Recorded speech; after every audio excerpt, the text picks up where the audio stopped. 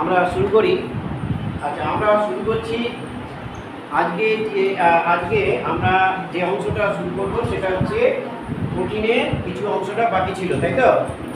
হ্যাঁ, প্রোটিনের যে অংশটা বাকি ছিল সেটা হচ্ছে একটা দুটো প্রশ্ন বাকি আছে, আমরা সেটা লিখি। অপরিহার্য অ্যামাইনো অ্যাসিড কাকে বলে? আচ্ছা, আগের দিনে পড়া সবাই করেছো তো? যারা এসছিলে তোমাকে বলছি, করেছো?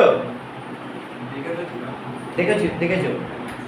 আচ্ছা, প্রোটিনের যে তিনটে ভাগ আছে, সরল প্রোটিন,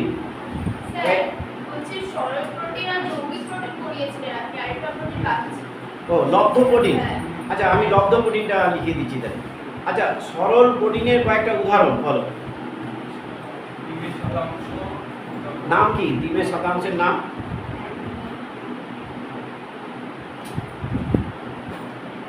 মুখস্থ রাখতে হবে। অ্যালবুমিন। ডিমের কুসুমের নামটা কি? গ্লোবিউলিন, তাই তো? পোটামিন কোথায় পাওয়া যায়? সালমান মাছ। আচ্ছা, স্ক্লেরোপ্রোটিন এটা কোথায় পাওয়া যায়? চুলে, মানে কেরাটিন, তাই তো? তাহলে গ্লুটোলিন কোথায় পাওয়া যায়?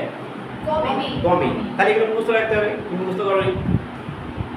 মুখস্থ করতেই হবে। মুখস্থ কেন মুখস্থ করতে পারবে না? পড়লেই তো মুখস্থ হয়। ও মুখস্থ করছে কি করে? বড় বুঝতে হবে। যৌগিক প্রোটিন মানে কি বলো তো? যৌগিক প্রোটিনটা মানেটা কি বলো? সরল প্রোটিন মানে শুধু অ্যামাইনো অ্যাসিড থাকবে, তার মানে সেই প্রোটিনটাকে ভাঙলে অ্যামাইনো অ্যাসিড ছাড়া কিছু পাবো না। তবে যৌগিক প্রোটিন মানে কি? অপ্রোটিন অংশ যুক্ত হবে। একটা উদাহরণ দাও।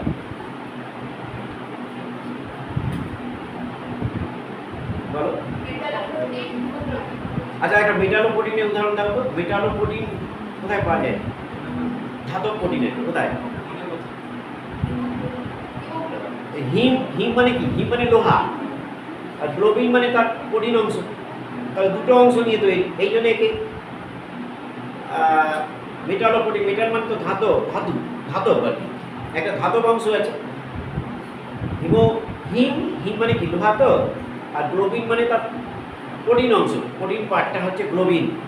তোমার ক্লাস 10 পড়েছিলে গ্লোবিন। গ্লোবিন কোথায় পড়েছিল বলো তো? গ্লোবিন প্রোটিন, মানে প্রোটিনের হিমোগ্লোবিন গঠন ব্যাহত হয়। কোথায় পড়েছিলে? জেনেটিক্যাল রোগ সম্বন্ধে পড়েছিলে যখন, মনে আছে? কি নাম সেটা? রোগটার নাম থ্যালাসেমিয়া যাদের হয় সেখানে হিমোগ্লোবিন উৎপাদন ব্যাহত হয়, অর্থাৎ ওখানে গ্লোবিন যে জিন আছে, দুটো আছে তো, একটা আলফা একটা বিটা। এই যে গ্লোবিন জিন, এই গ্লোবিন জিন আমাদের কি করে? হিমোগ্লোবিন গঠনের জন্য চারটে পলিপেপটাইড আছে, দুটো আলফা দুটো বিটা পলিপেপটাইড নিশ্চয়ই জানো। পলিপেপটাইড হচ্ছে অনেকগুলো অ্যামাইনো অ্যাসিড মিলিয়ে একটা পলিপেপটাইড শৃঙ্খল গঠিত হয়। তাহলে এই দুটো চারটে পলিপেপটাইড শৃঙ্খল গঠিত হলেই ওই হিমোগ্লোবিনটা তৈরি করে ফেলবে। এবার যদি ওই শৃঙ্খলগুলো তৈরি করতে না পারে, অর্থাৎ আলফা গ্লোবিন জিনটা মিউটেশন হয়ে গেল, তাহলে আলফা পলিপেপটাইড শৃঙ্খলটা তৈরি হবে না, ফলে আলফা থ্যালাসেমিয়া হবে। এইভাবে তোমরা পড়েছিলে মনে। যাই হোক, আমরা আজকে যে বিষয়টা পড়ব সেটা হচ্ছে একটা খালি পড়ব যে প্রোটিনের তিনটে ভাগ আছে। একটা হচ্ছে সরল প্রোটিন, একটা হচ্ছে যুগ্ম প্রোটিন, আর একটা হচ্ছে লব্ধ প্রোটিন। তাহলে 3 নম্বর পার্টটা হচ্ছে, এখানে আমরা শুধু লব্ধ প্রোটিনটা জানবো, আর কিছু দরকার নেই। লব্ধ প্রোটিন, দেখো এই লব্ধ প্রোটিন মানে হচ্ছে এই যে সরল প্রোটিন যেটা শুধু অ্যামাইনো অ্যাসিড দিয়ে তৈরি, সরল প্রোটিন এবং যুগ্ম প্রোটিন। সরল প্রোটিন এবং যুগ্ম প্রোটিন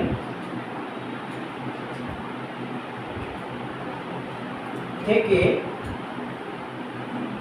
বিপাকীয় ক্রিয়ার ফলে উৎপন্ন হয়। বিপাকীয় ক্রিয়ায় এই উৎপন্ন প্রোটিনটাই হচ্ছে উৎপন্ন প্রোটিন, এটাই হচ্ছে লব্ধ প্রোটিন। যেমন একটা উদাহরণ আমি দিই,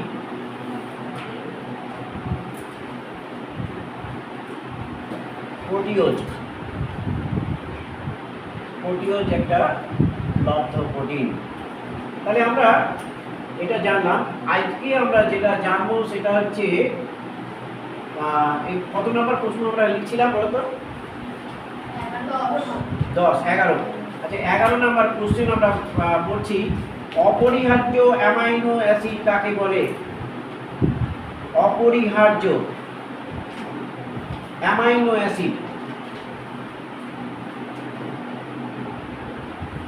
অপরিহার্য অ্যামাইনো অ্যাসিড কাকে বলে? অপরিহার্য অ্যামাইনো অ্যাসিড কাকে বলে? খুব বেশি পড়বো না আমরা। দেখো, এগুলো কিন্তু দেহে সংশ্লেষিত হয় না, দেহে তৈরি হয় না, দেহে সংশ্লেষিত হয় না। কেমন? খাদ্যের মাধ্যমে গ্রহণ করতে হয়, খাদ্যের মাধ্যমে গ্রহণ করতে হয়।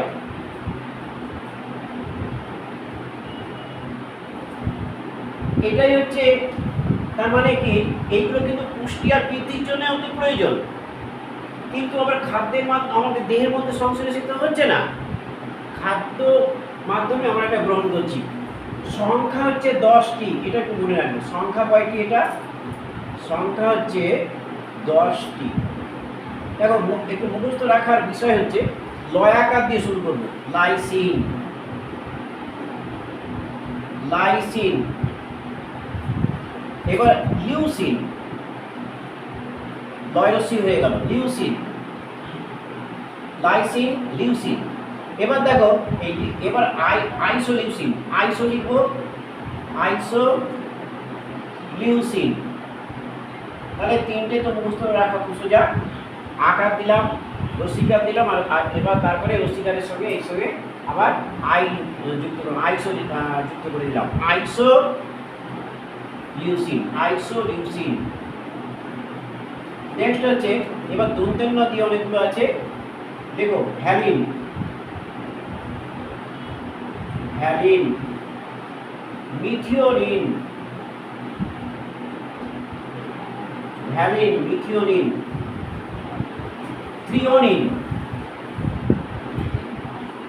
Threonine, valine, methionine, threonine. কেমন? এবার মিথাইল কোবালামিন নাম, ভ্যালিন, মিথিওনিন, থ্রিওনিন। আচ্ছা, এবার হচ্ছে ট্রিপ্টোফ্যান,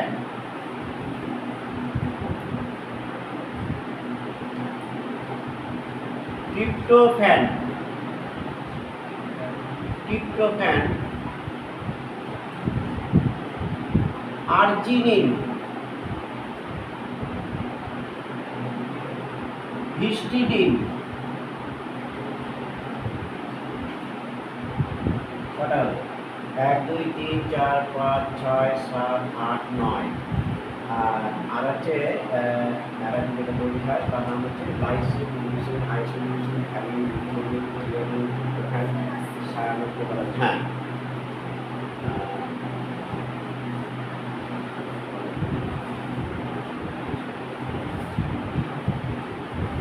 আরেকটা হচ্ছে সায়ানোকোবালামিন।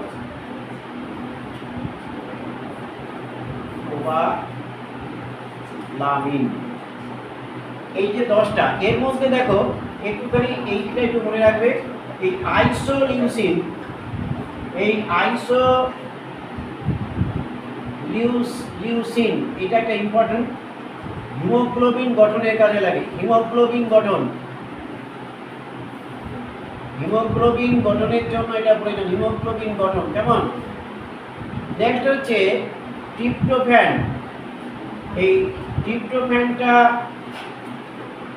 কিসের জন্য কাজে লাগে? ট্রিপ্টোফ্যান এটা কিন্তু একটা হরমোন তৈরি হয়, সেরোটোনিন, এই হরমোনটা তৈরি হয়। এর কাজ হচ্ছে রক্তবাহ সংকোচন, রক্তবাহ সংকোচন ঘটায়। এবার আমি দুটো, এর মধ্যে দুটো আছে যারা কি করে, যারা ক্ষারীয় প্রোটিন, এর মধ্যে ক্ষারীয় প্রোটিনটার নাম হচ্ছে আর্জিনিন, হিস্টিডিন। আর্জিনিন আর হিস্টিডিন এই দুটি হচ্ছে ক্ষারীয় প্রোটিন, ক্ষারীয় প্রোটিন। আমরা এখান থেকে এইগুলো করলেই হয়ে যাবে। এবার নেক্সট হচ্ছে অপরিহার্য অ্যামাইনো অ্যাসিড, অপরিহার্য অ্যামাইনো অ্যাসিড।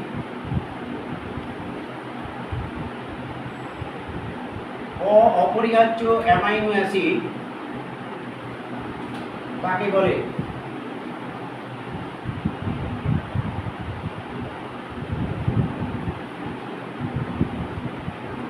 দেখো এখানে আমি বলেছি দেহে সংশ্লেষিত হয় না, খাদ্যের মাধ্যমে গ্রহণ করতে হয়। এটা কিন্তু দেহে সংশ্লেষিত হয়, এইটুকু জানলেই হবে। দেহে তৈরি হয়, দেহে সংশ্লেষিত হয়, দেহে সংশ্লেষিত হয়, খাদ্যের মাধ্যমে গ্রহণ করতে হয় না, খাদ্যের মাধ্যমে গ্রহণ করতে হয় না।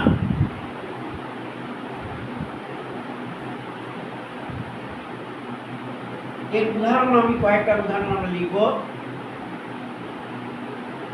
যেমন হচ্ছে গ্লাইসিন,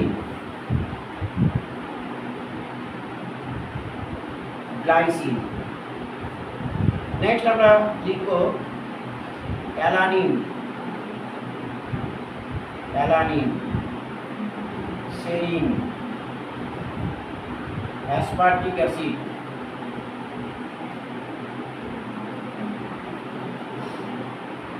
এইগুলো হচ্ছে আমাদের, আমরা দুটো তিনটে একটু এদের গঠনটা একটুখানি দুটো তিনটা জেনে নিই, বাদ বাকিগুলো প্রয়োজনে তোমার যদি মনে হয় তোমরা।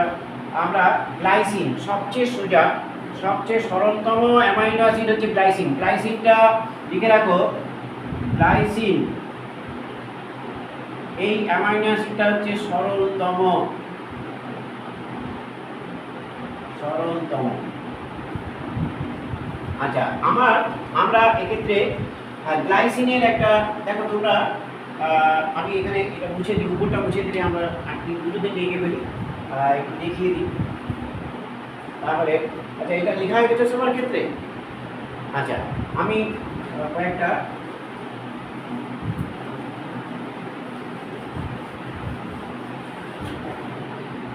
সবার দরকার হবে না এইগুলো, তাহলে আমি যাদেরকে একটা আমি এঁকে দিচ্ছি তাহলে তোমরা দেখতে পাও। দেখো অ্যামাইনো অ্যাসিডের সংকেতটা কেমন। অ্যামাইনো অ্যাসিডের সংকেত নিশ্চয়ই তোমরা জানো। একদিকে কি থাকে, এটা একটা অ্যামাইনো গ্রুপ থাকে, একটা কেন্দ্রীয় কার্বন থাকে, একটা কার্বক্সিল গ্রুপ থাকে, একদিকে হাইড্রোজেন পরমাণু থাকে, আর আরেকদিকে আর থাকে। আচ্ছা, এবার দেখো আমি এই যে আর এর পরিবর্তে যদি আমি এখানে এইচ যুক্ত করি, এটা কিন্তু এই গ্লাইসিন হয়ে গেল। এটার নাম হচ্ছে গ্লাইসিন। আবার আরেকটা আমি আঁকছি, দেখো এটা অ্যামাইনো অ্যাসিডের সংকেত। এবার এখানে এই আর আছে, আর হচ্ছে একটি পার্শ্বীয় মূলক। একে আমি যদি চেঞ্জ করে আমি CH3 যুক্ত করে দিই, তাহলে কিন্তু এটা অ্যালানিন হয়ে গেল, অ্যালানিন।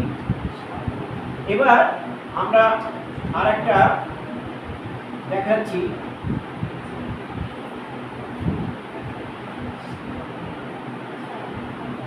এখানে দেখো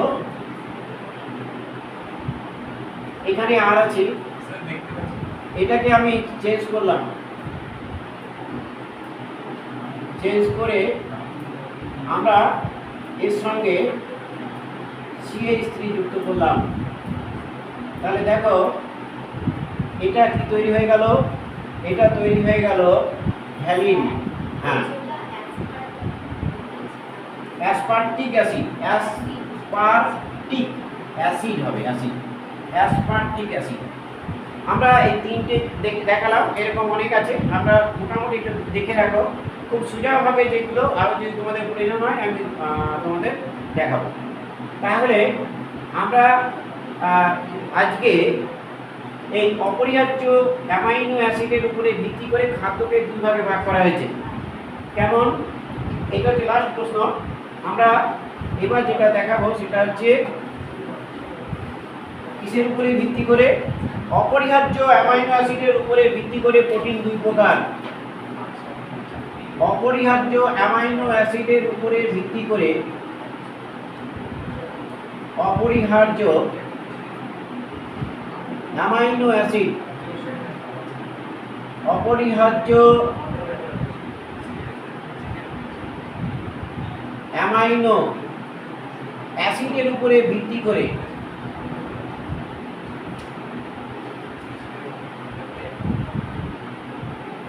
প্রোটিন দুই প্রকার।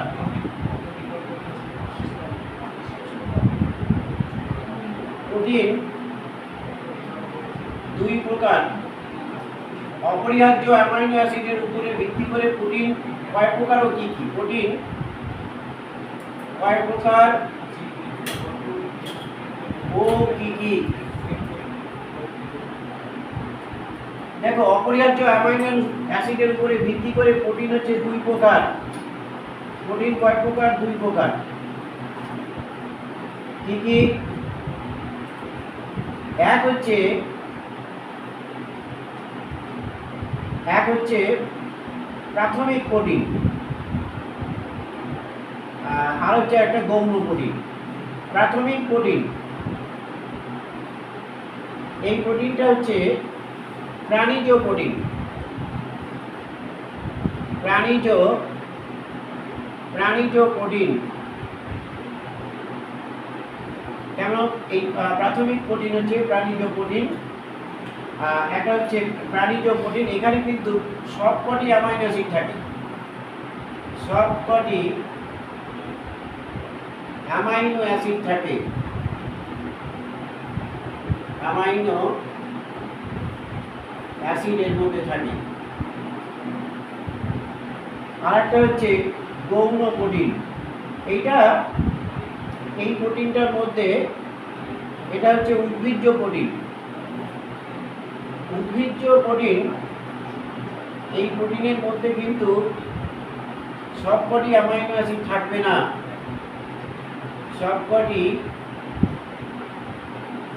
অ্যামাইনো অ্যাসিড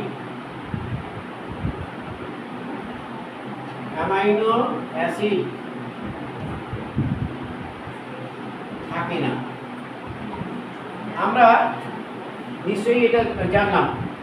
আজকে আমরা কার্বোহাইড্রেট পড়ব। আমরা আজকে যেটা পড়ব সেটা হচ্ছে কার্বোহাইড্রেট। কার্বোহাইড্রেট সম্বন্ধে জানবো। এটাকে বুঝবো আমি?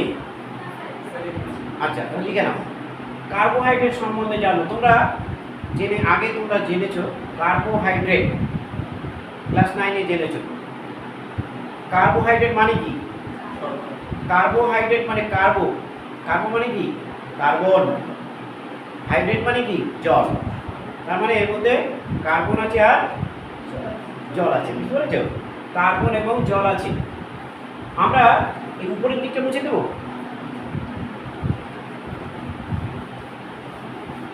দেখো, কার্বোহাইড্রেট আজকে আমরা যেটা পড়ছি সেটা হচ্ছে কার্বোহাইড্রেট।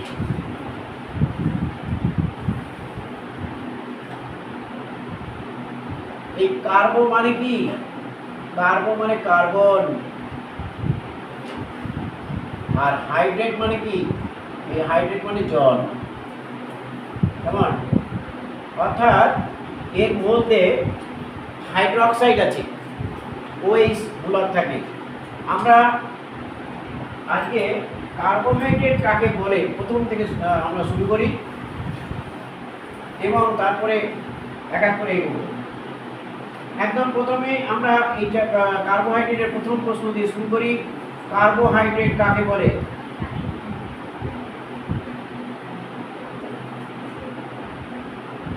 কার্বোহাইড্রেট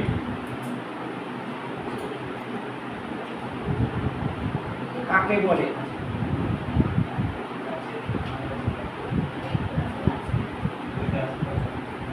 কার্বোহাইড্রেট কাকে বলে? দেখো, কার্বোহাইড্রেটের সংজ্ঞা আমরা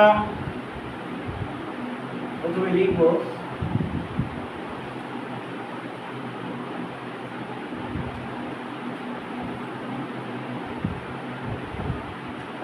কার্বোহাইড্রেট কি নিয়ে গঠিত? তোমাদের আগের দিন প্রথম দিনে আমি আলোচনা করেছি, এই সমস্তগুলো হচ্ছে বায়োমলিকুলার চ্যাপ্টার, মানে জৈব যৌগ। জৈব যৌগ হচ্ছে কার্বন, হাইড্রোজেন, অক্সিজেন নিয়ে গঠিত। প্রোটিন থাকলে তখন তার সঙ্গে এনটা যুক্ত হয়ে যায়। তার মানে এইগুলো সবই হচ্ছে কার্বন, হাইড্রোজেন এবং অক্সিজেন নিয়ে গঠিত। কেমন? কি কি নিয়ে গঠিত? কার্বন, হাইড্রোজেন, অক্সিজেন নিয়ে গঠিত। অক্সিজেন নিয়ে গঠিত একটা জৈব যৌগ। অর্থাৎ যে জৈব যৌগে কি থাকবে? যে জৈব যৌগে এই হাইড্রোজেন ও অক্সিজেন এর অনুপাত, হাইড্রোজেন এবং অক্সিজেনের অনুপাত কত হবে? 2:1, অর্থাৎ জলের অনুপাতে থাকবে। কেমন? অর্থাৎ একটা জৈব যৌগ যা কার্বন, হাইড্রোজেন আর অক্সিজেন নিয়ে গঠিত হবে এবং হাইড্রোজেন আর অক্সিজেনের অনুপাত 2:1 হবে। কেমন? যে জৈব যৌগে কার্বন, হাইড্রোজেন আর অক্সিজেনের অনুপাত কত হবে? 2:1। এবং যেখানে পলি মানে একাধিক হাইড্রক্সি, পলিহাইড্রক্সি যুক্ত অ্যালডিহাইড হতে পারে। অ্যালডিহাইড, অ্যালডিহাইড মানে CHO, অ্যালডিহাইড গ্রুপ এটা যুক্ত থাকতে পারে, বা কিটোন থাকতে পারে। কিটোন মানে কিটোন গ্রুপ, কিটোন গ্রুপ যুক্ত। তাহলে কার্বন, হাইড্রোজেন, অক্সিজেন নিয়ে গঠিত যে জৈব যৌগে হাইড্রোজেন আর অক্সিজেন অনুপাত, হ্যাঁ কিটোন হবে।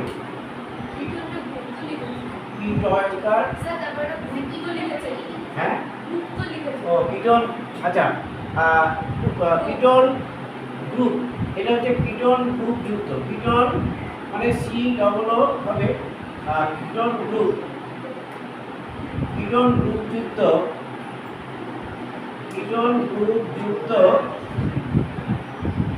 একটি যৌগ। কিটোন গ্রুপ যুক্ত, তাহলে কার্বন, হাইড্রোজেন, অক্সিজেন নিয়ে গঠিত যে জৈব যৌগে হাইড্রোজেন, অক্সিজেন অনুপাত 2:1 অনুপাত হচ্ছে 2:1, এবং যেখানে পলিহাইড্রক্সি যুক্ত অ্যালডিহাইড বা কিটোন গ্রুপ থাকে, কিটোন গ্রুপ থাকে মানে এইটা থাকে, তাকেই কার্বোহাইড্রেট বলে। তাকে কি বলে? কার্বোহাইড্রেট বলে। আমরা এই কার্বোহাইড্রেটের বৈশিষ্ট্যগুলো লিখব। এবার আমরা যেটা লিখব, কার্বোহাইড্রেটের বৈশিষ্ট্য।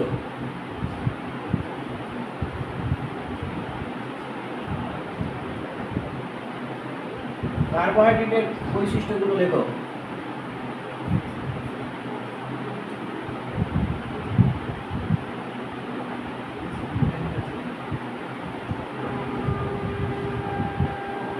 এক নম্বর দেখো, এক নম্বর আমরা লিখবো হচ্ছে, এক নম্বর দেখো এখানে হাইড্রোজেন আর অক্সিজেনের অনুপাত কত থাকে?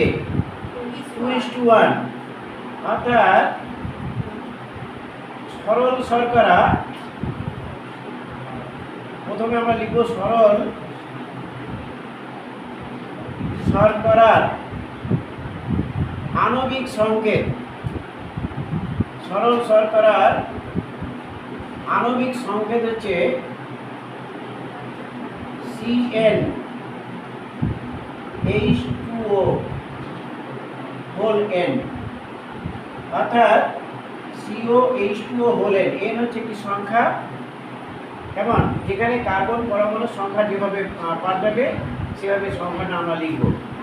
অর্থাৎ তাহলে সরল শর্করার আণবিক সংকেত হচ্ছে CnH2O হোল N। এখানে হাইড্রোজেন ও অক্সিজেন এর অনুপাত কত হবে একটু আগে আমরা জানলাম, অনুপাত অ্যালডিহাইড, হ্যাঁ অ্যালডিহাইড না হাইড, হাইড হবে, হ্যাঁ অ্যালডিহাইড।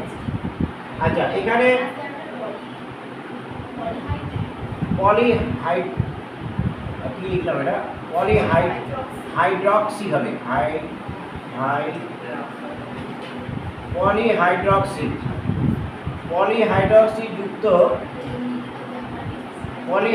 যুক্ত অ্যালডিহাইড গ্রুপ বা কিটোন গ্রুপ থাকে। আচ্ছা সরল শর্করা হচ্ছে আণবিক সংখ্যা দিলাম, এখানে হাইড্রোজেন আর অক্সিজেন অনুপাত হচ্ছে 2:1, কিন্তু কিন্তু কিন্তু আমরা দেখতে পাবো যে হাইড্রোজেন আর অক্সিজেনের অনুপাত 2:1 অনুপাতে থাকলেও সেখানে কিন্তু তাদের কার্বোহাইড্রেট বলা যায় না। কিন্তু দেখো কয়েকটি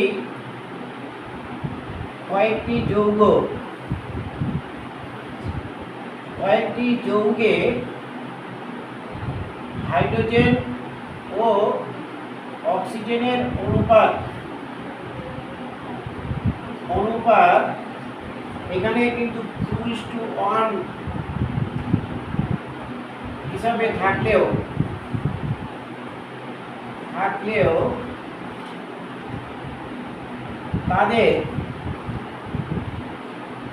তাদের কার্বোহাইড্রেট বলা যাবে না, কার্বোহাইড্রেট বলা যায় না।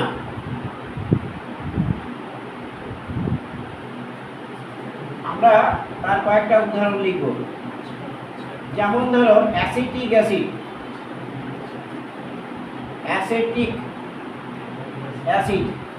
এই অ্যাসিটিক অ্যাসিডের সংকেত হচ্ছে CH3COOH। এখানে দেখো হাইড্রোজেন দেখো 3 আর 4, কার্বন হচ্ছে 2, অর্থাৎ এখানে CH3COOH এখানে 2:1 অনুপাতে আছে, কিন্তু এটা কার্বোহাইড্রেট। এখানে কিন্তু দেখো এখানে হাইড্রোজেন কটা, 3 আর 4, অক্সিজেন কটা আছে, এই অক্সিজেন 2, তাই তো, তার মানে এটা 2:1 অনুপাতে আছে, ঠিক আছে, কিন্তু একে আমি কার্বোহাইড্রেট বলছি না। আবার দেখো ফর্মালডিহাইড,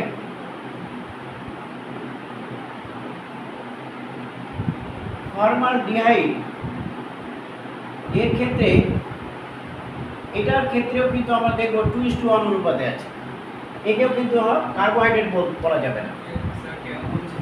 হ্যাঁ কেন বলছি না বলা যাবে না, এটাই মনে রেখে দেবো।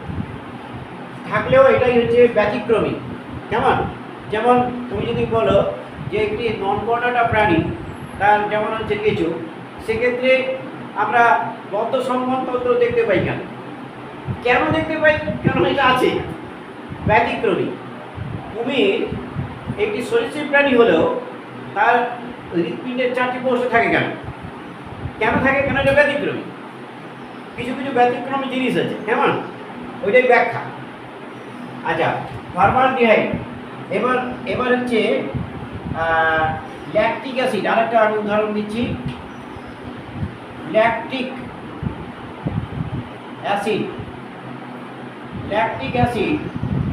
যেমন হচ্ছে এর সংকেতটা হচ্ছে CH3 CH OH COOH। এগুলো কিন্তু এর মধ্যে কিন্তু প্রত্যেকটা, এটা যদি আমি ঘুরিয়ে দেখাই 3 4 5 6, অর্থাৎ হাইড্রোজেনের সংখ্যা হচ্ছে 6।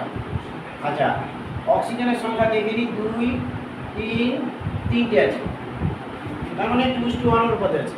অথচ এটা কিন্তু আমি কার্বোহাইড্রেট বলতে পারবো না, এটাই নিয়ম। তাহলে সরল শর্করার আণবিক সংকেত আমরা জানলাম এবং হাইড্রোজেন অক্সিজেন অনুপাত 2:1 অনুপাতে থাকে। অথচ কিছু কিছু যৌগ আছে যাদের কি বলা যাবে না, 2:1 অনুপাতে থাকলেও তাদের কিন্তু আমরা কি বলতে পারবো না। 2 নম্বর পয়েন্ট, এটা হচ্ছে 1 নম্বর। 2 নম্বর দেখো বৈশিষ্ট্য, সরল শর্করা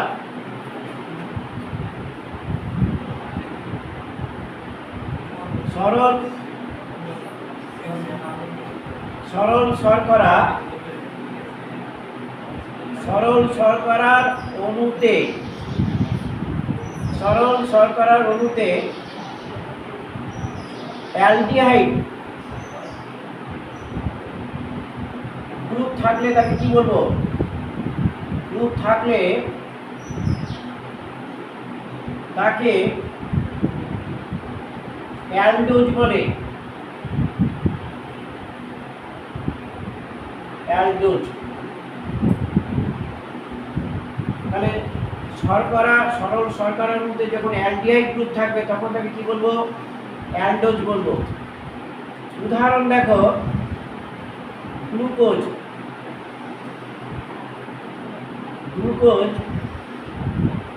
আর একটা দেখো গ্যালাক্টোজ, এটা হচ্ছে অ্যালডিহাইড। আবার দেখো সরল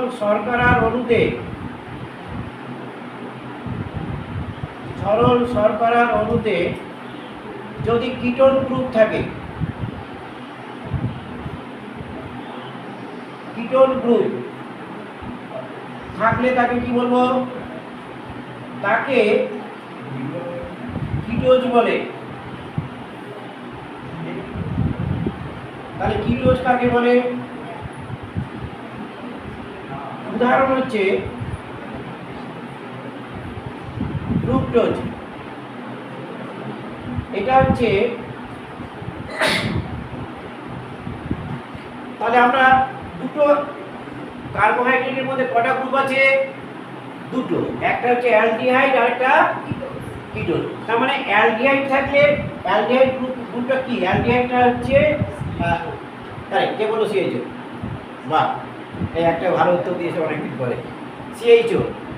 আর কিটোজ হচ্ছে C++O।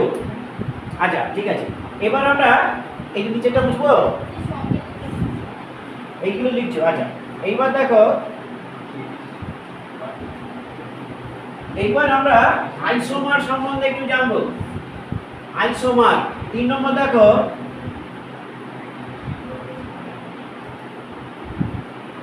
সরল শর্করা অণুতে, সরল শর্করা অণুতে আমরা কি দেখতে পাবো, সরল শর্করা অণুতে আমরা আইসোমেরিজম দেখতে পাবো।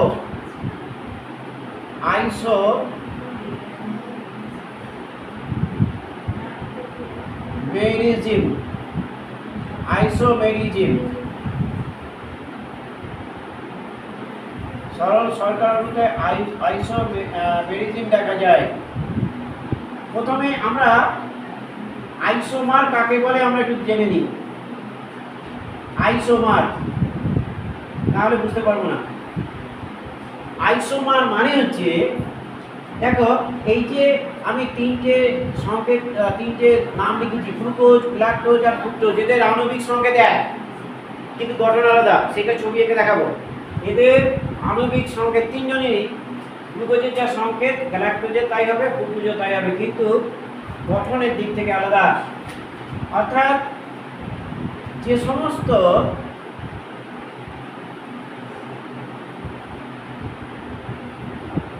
যৌগের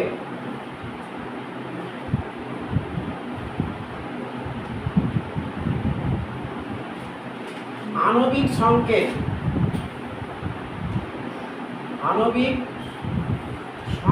হবে আণবিক সংকেত এক, কিন্তু গঠন আলাদা। আণবিক সংকেত এক হবে এবং গঠন আলাদা হবে, তাদের আইসোমার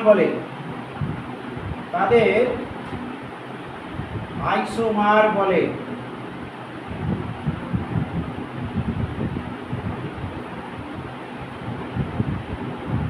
এবার কে কার আইসোমার সেটা একটা উদাহরণ দিয়ে আমরা লিখব। যেমন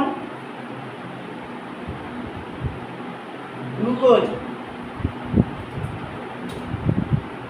এবং ফ্রুক্টোজ।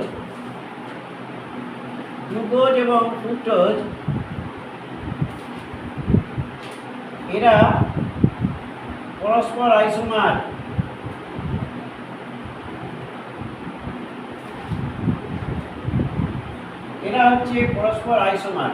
অর্থাৎ গ্লুকোজ আর ফ্রুক্টোজ হচ্ছে পরস্পর আইসোমার। আমরা গ্লুকোজের গঠনটা একটু দেখে লিখব।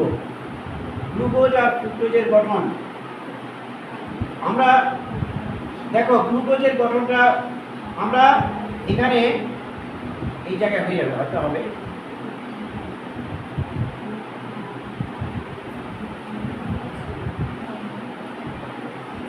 আচ্ছা, আমরা গ্লুকোজের গঠনটা আঁকবো।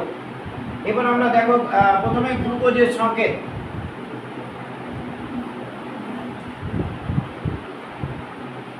আচ্ছা, এখানে যদি আঁকি তাহলে আমার জায়গাটা একটু কম হয়ে যাবে, আমি একটু পরে আঁকছি সেটা। হ্যাঁ, গ্লুকোজ, গ্যালাক্টোজ আর ফ্রুক্টোজের যে গঠনটা একটু বড় জায়গা নিয়ে আঁকি, তাহলে আমরা আরেকটা পয়েন্ট লিখে দিই, তাহলে আমরা পরে যাব। আচ্ছা দেখো, সরল শর্করা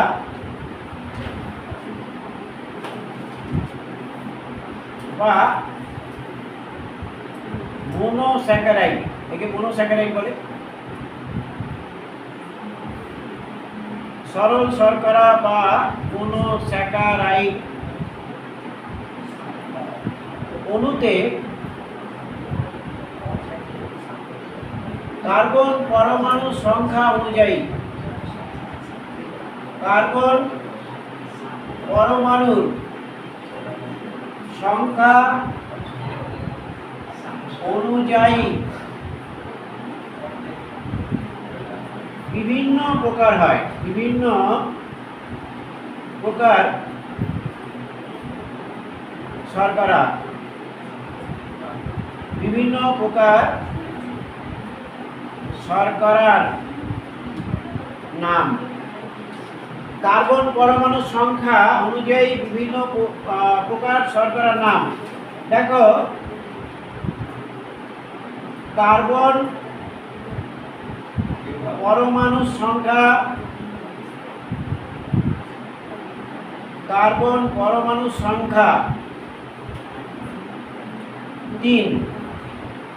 3টি। কার্বন পরমাণু সংখ্যা যদি 3 হয় তাকে বলে ট্রায়োজ। কার্বন পরমাণু সংখ্যা 3 হলে তাকে ট্রায়োজ বলে। একটা উদাহরণ দেখো, গ্লিসারলডিহাইড।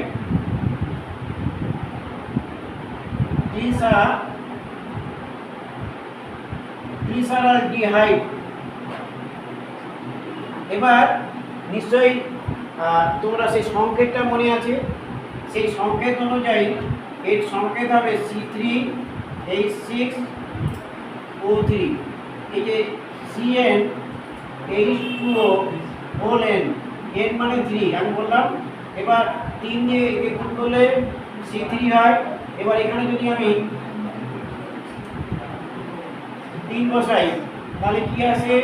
C3 3 দুগুণে 6 আর O3, এই যে এসছে। তাহলে কার্বন পরমাণু সংখ্যা যেখানে 3, কি বুঝতে পেরেছি? তাহলে এটা ট্রায়োজ হলো। ঠিক একইভাবে আমরা কার্বন পরমাণু সংখ্যা আমি 4টে বললাম। কার্বন পরমাণু সংখ্যা যখন তখন তাকে কি বলবো? টেট্রোজ হবে। এবার এর উদাহরণটা হচ্ছে এরিথ্রোজ। এর উদাহরণটা কি? এরিথ্রোজ। ঠিক একইভাবে কার্বন পরমাণু সংখ্যা 4 হলে এর নিশ্চয়ই সংকেতটা এটা হবে। কার্বন পরমাণু সংখ্যা 5, এটা হচ্ছে পেন্টোজ হবে। রাইবোজ শর্করা হচ্ছে পেন্টোজ শর্করা, তোমরা পড়েছো ডিএনএ আরএনএ অণুদের গঠনে কাজে লাগে। পেন্টোজ হচ্ছে রাইবোজ। রাইবোজ তার মানে এটা যদি 5 হয় তাহলে এটা 10 হবে, এটা হচ্ছে 5 হবে। এবার দেখো কার্বন পরমাণু সংখ্যা 6, তাহলে হবে হেক্সোজ। কার্বন পরমাণু সংখ্যা 6 হেক্সোজ, এটা হচ্ছে গ্লুকোজ।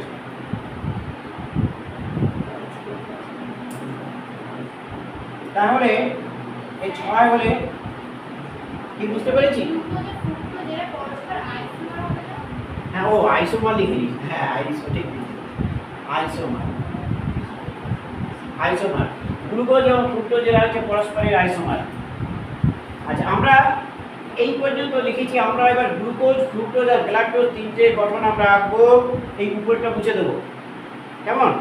আমরা উপরের দিক থেকে মুছে দিই, এখান থেকে মুছবো কি? আচ্ছা, এবার আমরা যেটা একটু তাড়াতাড়ি লিখবে, আমরা গ্লুকোজের গঠন আঁকবো। গ্লুকোজের গঠন, গ্লুকোজের সংকেত কি বলো? C6 glucose. গ্লুকোজ হচ্ছে এটা হচ্ছে অ্যালডোজ। গ্লুকোজ হচ্ছে কি? অ্যালডোজ জৈব যৌগ গ্লুকোজ, কেমন? C6H12O6। আমি পরে এটা লিখছি এখানে, দেখো। আচ্ছা, এখানে লিখেই দিই। এর সংকেতটা হচ্ছে C6H12O6।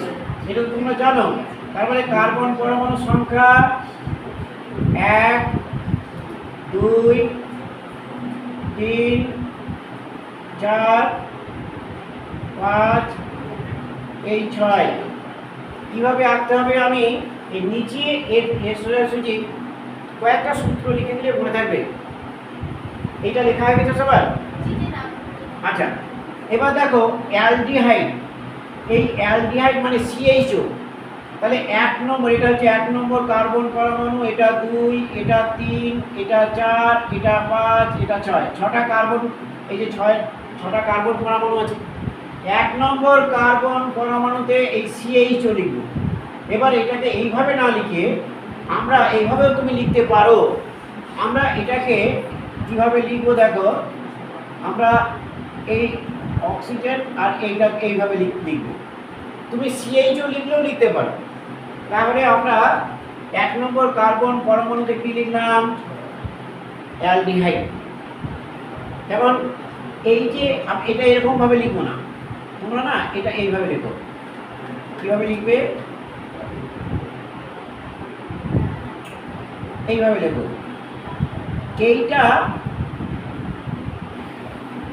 এইটুকু হচ্ছে, দেখো, এটা হচ্ছে অ্যালডিহাইড। এটা হচ্ছে অ্যালডিহাইড। এটা হচ্ছে অ্যালডিহাইড। তাহলে 1 নম্বর কার্বন পরমাণুতে আমি কি লিখলাম? অ্যালডিহাইড যুক্ত করলাম, মনে রাখবে। তাহলে প্রথম পয়েন্ট হচ্ছে 1 নম্বর কার্বন পরমাণুতে অ্যালডিহাইড। 6 নম্বর কার্বন পরমাণুতে CH2OH। 6 নম্বর কার্বন পরমাণুতে CH2। তাহলে দুটো কথা বললাম। তাহলে প্রথম পয়েন্টে আমি এটা বুঝে দিই, তাহলে আমরা এইটুকু মনে রাখবে সূত্রটা মনে রাখবে, লেখো এই তলায় নিচেটাই লিখে রাখো সূত্র কিভাবে গঠন হয়। 1 নং কার্বন পরমাণুতে কি লিখবো? 1 নং কার্বন পরমাণুতে অ্যালডিহাইড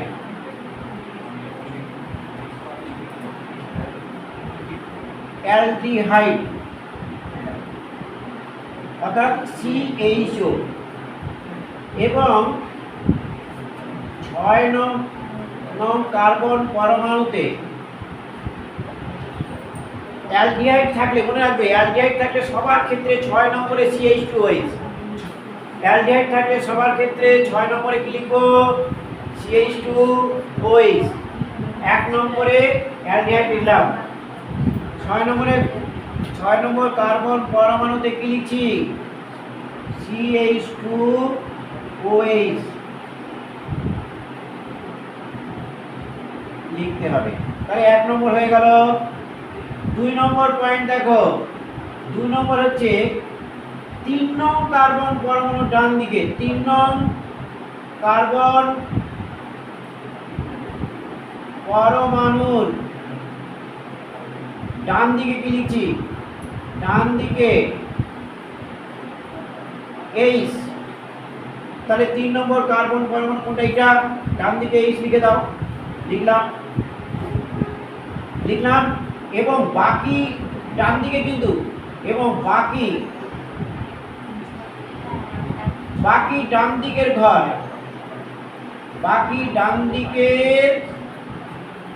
ঘর, OH দিয়ে পূর্ণ করতে হবে। OH দিয়ে পূর্ণ করতে হবে। তাহলে বাকি ঘর ডান দিকে 3 নম্বর ঘরে H লিখলাম এবং বাকি ঘরে OH দিয়ে পূর্ণ করতে হবে। বাকি ঘরে OH দিয়ে পূর্ণ করো।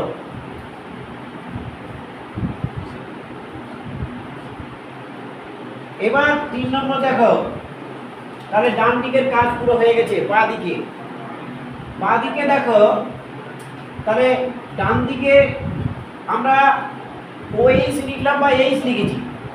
এবার দেখো বাম দিকে ঘর গুলি সেই অনুযায়ী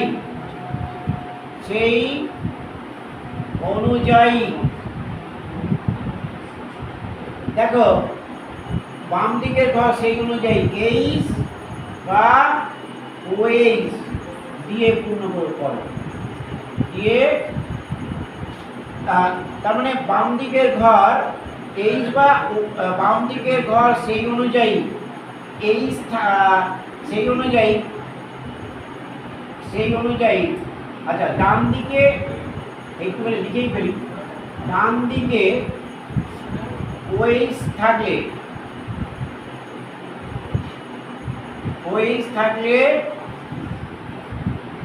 বাম দিকে, ডান দিকে বাম দিকের ঘরগুলি সেই অনুযায়ী, ডান দিকে OH থাকলে বাম দিকে H, এবং OH থাকলে এবং H থাকলে OH, এবং H থাকলে OH। এটা দিয়ে পূর্ণ করো,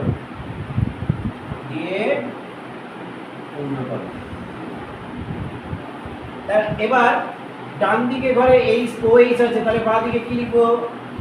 H। এখানে H আছে, তাহলে এখানে লিখবো OH। এখানে OH মানে এখানে H, এখানে OH মানে এখানে H। এখানে কিছু লিখতে হবে না, এটা পূর্ণ হয়ে গেছে। তাহলে আমরা এই যে গ্লুকোজের যে সংকেতটা লিখলাম, বুঝতে পেরেছো? এইটুকু খালি মনে রাখবে। কি মনে রাখলে? 1 নম্বরে অ্যালডিহাইড লিখলাম, 6 নম্বরে CH2OH, 3 নম্বর ঘরে H, বাদ বাকি ঘরগুলি OH দিয়ে পূর্ণ করলাম। সেই অনুযায়ী অল্টারনেটিভ, বাঁদিকে ডান দিকে OH থাকলে বাঁদিকে H, ডান দিকে H থাকলে বাঁদিকে OH দিয়ে পূর্ণ করবো। তাহলে এটা হয়ে গেল। এটা হচ্ছে গ্লুকোজ। এবার আমি এবার আমি যেটা লিখছি দেখো গ্যালাক্টোজ। এবার আমি যেটা লিখবো সেটা হচ্ছে গ্যালাক্টোজ। গ্যালাক্টোজ গ্যালাক্টোজের সংকেত এটাও কিন্তু অ্যালডোজ, এটাও অ্যালডোজ। এর সংকেত একই হবে C6H12O6, একই কিন্তু সংকেত, এগুলো একই সংকেত। এবার এই যে অ্যালডোজ, এখানে দিচ্ছি কটা কার্বন পরমাণু আছে, 1 2 3 4 5 6। এটা 1, এটা 2, এটা 3, এটা 4, এটা 5, এটা 6। 6 নম্বরে কি বসাবো, CH2OH। 1 নম্বরে কি বসাবো, এই CHO বসাবো। আমি এটা এইভাবে না বসিয়ে এইভাবে আমি কিভাবে আগে দেখালাম, এটা এখানে হাইড্রোজেন, এখানে অক্সিজেন দিয়ে দেবো। এটা হচ্ছে 1 নম্বর, এটা হচ্ছে নিশ্চয়ই বুঝতে পেরেছ অ্যালডিহাইড। এবার দেখো এক্ষেত্রে গ্যালাক্টোজের ক্ষেত্রে এক্ষেত্রে শুধু 3 নম্বরে ডান দিকে হাইড্রোজেন লিখেছিলাম। গ্যালাক্টোজের ক্ষেত্রে 3 আর 4-এ ডান দিকে হাইড্রোজেন দেবো। তাহলে গ্যালাক্টোজের ক্ষেত্রে এই 1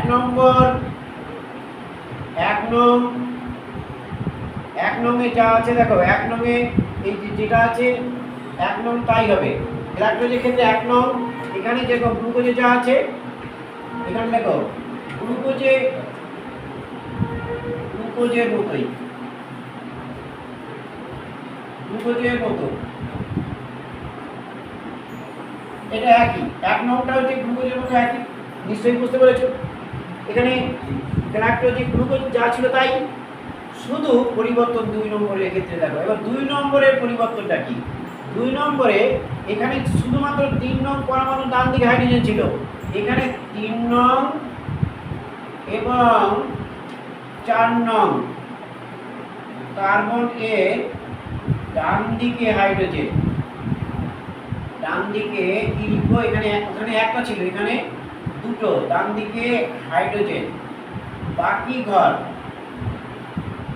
ঘর কি লিখবো, OH দিয়ে পূর্ণ করতে হবে, দিয়ে পূর্ণ করো।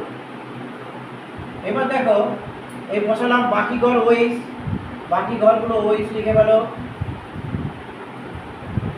3 নম্বর গ্লুকোজের মতোই, এখানে বাঁ দিকে যেমন আছে এখানে যা লিখেছি এটাও কিন্তু গ্লুকোজের মতোই, গ্লুকোজে যেমন লিখেছি এটাও কিন্তু একই, সেম গ্লুকোজের মতোই হবে, মতো একই।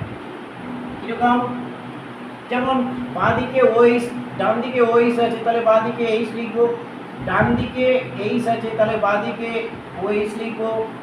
এখানে যেমন H, এখানে OH লিখবো, এখানে H লিখবো। তাহলে এটাও আমার লেখা হয়ে গেল। তার মানে এটাও কিন্তু, এটা কি, এটা কিন্তু অ্যালডিহাইড। এবার আমরা যেটা লিখবো সেটা হচ্ছে ফ্রুক্টোজ।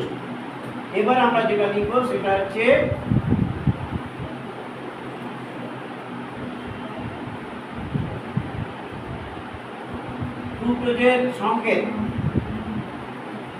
ফ্রুক্টোজ হচ্ছে কিন্তু এটা কিন্তু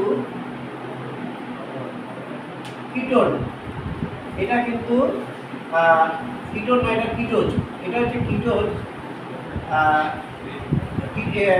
ফ্রুক্টোজকে কিটোজ বলে।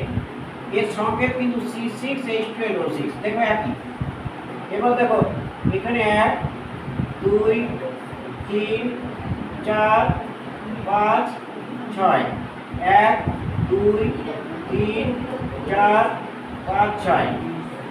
এবার দেখো কিটোনের যে সংকেত সেটা হচ্ছে CO। মনে রাখবে এই কিটোনটা লিখবো দ্বিতীয় ঘরে, এই যে কিটোন লিখলাম, তাহলে দ্বিতীয় ঘরে কিটোন। আর 6 নম্বর ঘরে যেমন লিখেছিলাম অ্যালডিহাইড তো, CH2OH। তাহলে 1 নম্বর, এখানে দেখো 1 নম্বরে আমরা কি লিখবো, এখানে দেখো 2 নং কার্বন পরমাণুতে 2 নং কার্বন পরমাণুতে কি লিখছি? কিটোন লিখছি, কিটোন গ্রুপ। এটা কিটোন, অর্থাৎ এটা আমাকে লিখবো কিটোন। এবং 6 নং কার্বন পরমাণুতে, 6 নং কার্বন পরমাণুতে কি লিখছি? CH2OH। তাহলে 2 নং কার্বন পরমাণুতে আমি লিখলাম, কিটোনটা লিখেছি। এইটা তাহলে এটা কি গ্রুপ? এটা হচ্ছে কিটোন গ্রুপ। তাহলে কিটোন গ্রুপযুক্ত যে যৌগ তাকে বলে কিটোজ। কিটোন গ্রুপযুক্ত যৌগকে কি বলে? কিটোজ। উদাহরণ কি? ফ্রুক্টোজ। তার গ্রুপটা কি? এটা হচ্ছে সি ডবল বন্ড ও। এবার প্রথমটা আমরা লিখলাম। এবার দেখো 2 নং কি লিখবো? 2 নং হচ্ছে 3 নং কার্বন পরমাণুতে, 3 নং কার্বন পরমাণুতে 1 নম্বরে যেমন ছিল কার্বন পরমাণুতে, পরমাণুর ডান দিকে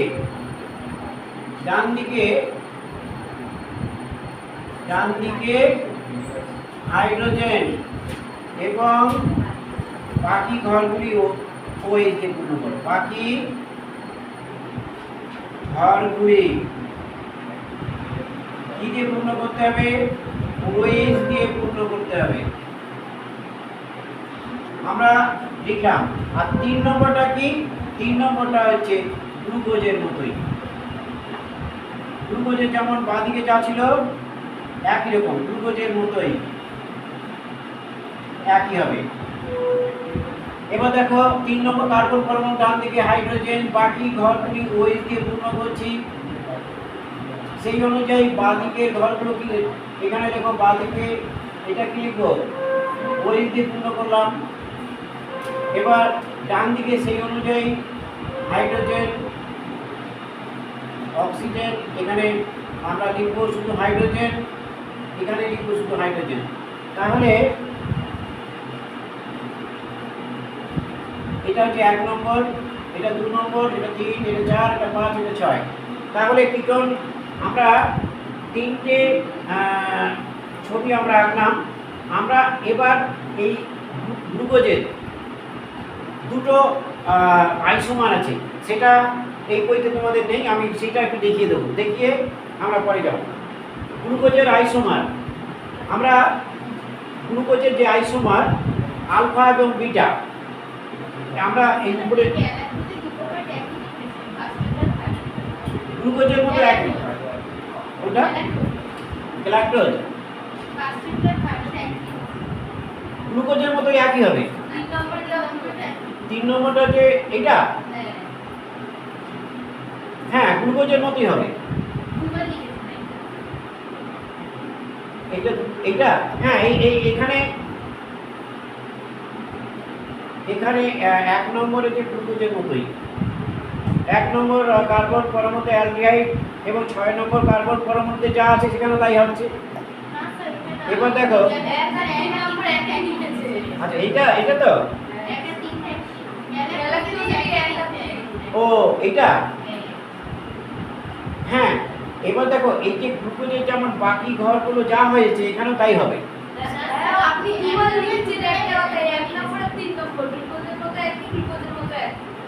হ্যাঁ কেন লিখেছি বলো তো? এখানে গ্লুকোজের যেমন ঘরগুলো সেই যে অনুযায়ী পূর্ণ ছিল, এই 3 নম্বরটা যা, এই 3 নম্বরটা তাই। বুঝতে পারোনি? এখানে 3টে সূত্র আছে। গ্লুকোজে কটা সূত্র আছে? 3টে। গ্লুকোজের 3 নম্বর সূত্রে যে যা লেখা আছে এখানে সেই জিনিসটাই লিখতে হবে। আমি আর লিখলাম না, গ্লুকোজে যা লেখা আছে আমি 3 নম্বরের এই কথাটা আমি আবার লিখতাম, আমি লিখিনি। এই কথাটা আমি আর রিপিট করিনি। গ্লুকোজে যা লেখা আছে সেটাই এখানে হবে। বোঝা গেছে? এবার এখানে 1 নম্বরে গ্লুকোজে যা লেখা আছে সেটাই এখানে লিখবো, আবার আমি সেটা লিখলাম না, এইটা পড়লে এটাই হয়ে যাবে, কেমন? সেই জন্য এবার আমরা গ্লুকোজের দুটি আইসোমার আছে, সেটা আমরা এই উপরেরটা এই দিকটা মুছে দেবো, এই দুটো ছবি এই দুটো মুছে দেবো, এই দুটো হয়ে গেছে। আচ্ছা, এইখানে আমি এইটা হয়ে গেছে সবার, এই ছবিটা হয়ে গেছে। আচ্ছা, এইটা মুছে দিই আমি। এবার দেখো গ্লুকোজের আইসোমার, গ্লুকোজের এই যে গ্লুকোজের দুটি আইসোমার আছে, গ্লুকোজের আইসোমার হচ্ছে আলফা এবং বিটা। গ্লুকোজের আইসোমার, গ্লুকোজের আইসোমার হচ্ছে আলফা এবং বিটা। আমরা গ্লুকোজের একটি প্রথমে আলফা বলয়াকার গঠন, কটা কার্বন পরমাণু আছে? 6টি। আলফা বলয়াকার গঠন 1 2 3 4 5 6। এবার দেখো এটা যদি তোমাদের আমি ডিটেলসে একটুখানি বলি কিভাবে এখানে অক্সিজেনটা আসছে। আমি আগে লিখে নিই, এখানে অক্সিজেন আসছে কিভাবে আসছে দেখো। গ্লুকোজের শেষ কার্বনের আগের যে কার্বন, গ্লুকোজের শেষ কার্বনের আগের কার্বনের সঙ্গে 1 নম্বর কার্বনের একটি বিক্রিয়া ঘটে। এখানে কিভাবে এই যে বিক্রিয়াটা ঘটবে, এই বিক্রিয়াটা এদের মধ্যে যে ঘটবে, এখানে এই 5 নম্বর মানে শেষ কার্বনের আগের কার্বনের এই OH এর সঙ্গে, মানে এখানে যে অক্সিজেনটা আছে সেই অক্সিজেনটার সঙ্গে এই কার্বনের মধ্যে এর মধ্যে একটা আকর্ষণ বল ক্রিয়া করে। ফলে কি হয়, ফলে এই যে হাইড্রক্সিল মূলক আছে, এই যে এখান থেকে এই অক্সিজেন হাইড্রোজেনটা মুক্ত হয় এবং এই অক্সিজেনটা এখানে গেল এবং হাইড্রোজেনটা কার সঙ্গে যুক্ত হবে না এর সঙ্গে যুক্ত হবে, এই যে এর সঙ্গে যুক্ত হয়ে গেল। তার মানে আমরা কি দেখলাম যে এই যে এটার সঙ্গে এর মধ্যে থেকে এখানে যে অক্সিজেনটা ছিল 5 নম্বর কার্বনে, অক্সিজেনটা 1 নম্বর কার্বনের অক্সিজেনের মধ্যে একটা আকর্ষণ বল ক্রিয়াশীল হয়। ফলে OH থেকে হাইড্রোজেন মুক্ত হয়, ওই হাইড্রোজেন অ্যালডিহাইড যে গ্রুপ আছে সেখানে কার্বনের সঙ্গে যুক্ত হয়। কার্বনের যে ডবল বন্ড ছিল একটা খুলে যায় এবং এই হাইড্রোজেনটা সেখানে যুক্ত হয়। এবার এই যে অক্সিজেনটা, সেই অক্সিজেনটা এখানে লিখলাম। এবার কার্বন পরমাণু 1, এটা হচ্ছে 2, এটা হচ্ছে 3, এটা হচ্ছে 4, এটা হচ্ছে 5 আর এটা হচ্ছে 6, এটা হচ্ছে 6 নম্বর কার্বন পরমাণু। এবার আমরা খুব সহজেই আমি তোমাদের বলে দেবো 6 নম্বর কার্বন পরমাণুতে কি আছে, CH2OH। এখানে 6 নম্বর কার্বন পরমাণুতে CH2OH আছে, যে লিখলাম। এবার দেখো 5 নম্বর কার্বন পরমাণুতে হাইড্রোজেন আছে, এই যে দেখো হাইড্রোজেন, এই 5 নম্বর কার্বন পরমাণুতে হাইড্রোজেন আছে। তোমাদের খুব সহজভাবে মনে রাখতে হবে, ওপরে যদি OH থাকে নিচে H থাকে, নিচে H থাকলে ওপরে H হবে, ওপরে H থাকলে নিচে H হবে, নিচে H থাকলে ওপরে H হবে। এইটুকু তোমরা নিশ্চয়ই জেনেছো। আর ওপরে H থাকলে নিচে OH হবে, নিচে H থাকলে ওপরে OH হবে, ওপরে H থাকলে নিচে OH হবে। এইটুকু লিখতে কারো অসুবিধা নেই। 1 নম্বর কার্বন পরমাণু নিয়ে সমস্যা। 6 নম্বর কার্বন পরমাণুতে CH2OH আছে, এই যে CH2OH। 5 নম্বর কার্বন পরমাণুতে হাইড্রোজেন আছে। এবার কি বললাম, নিচে যদি হাইড্রোজেন থাকে তার পরের ধাপে উপরে হাইড্রোজেন হবে, উপরে হাইড্রোজেন থাকলে তার পরের ধাপে নিচে হাইড্রোজেন, নিচে হাইড্রোজেন হলে পরের ধাপে উপরে হাইড্রোজেন। আর তাহলে উপরে তার অল্টারনেটিভ ওই যে OH লিখলাম। এবার 1 নম্বর কার্বন পরমাণু নিয়ে সমস্যা। মনে রাখতে হবে গ্লুকোজের এই আলফা গ্লুকোজের বলয়াকার গঠনের ক্ষেত্রে গ্লুকোজের এটা গ্লুকোজের আলফা বলয়াকার গঠন, গ্লুকোজের আলফা বলয়াকার এই গঠনে মনে রাখতে হবে OH টা ভেতরের দিকে বসে। আলফার ক্ষেত্রে ওয়েসটা ভেতরের দিকে বসে, এইটাই হচ্ছে গঠন। এবার যদি আমি বিটা বলি তাহলে ওয়েসটা বাইরে হবে, একটাই কথা। এক নম্বর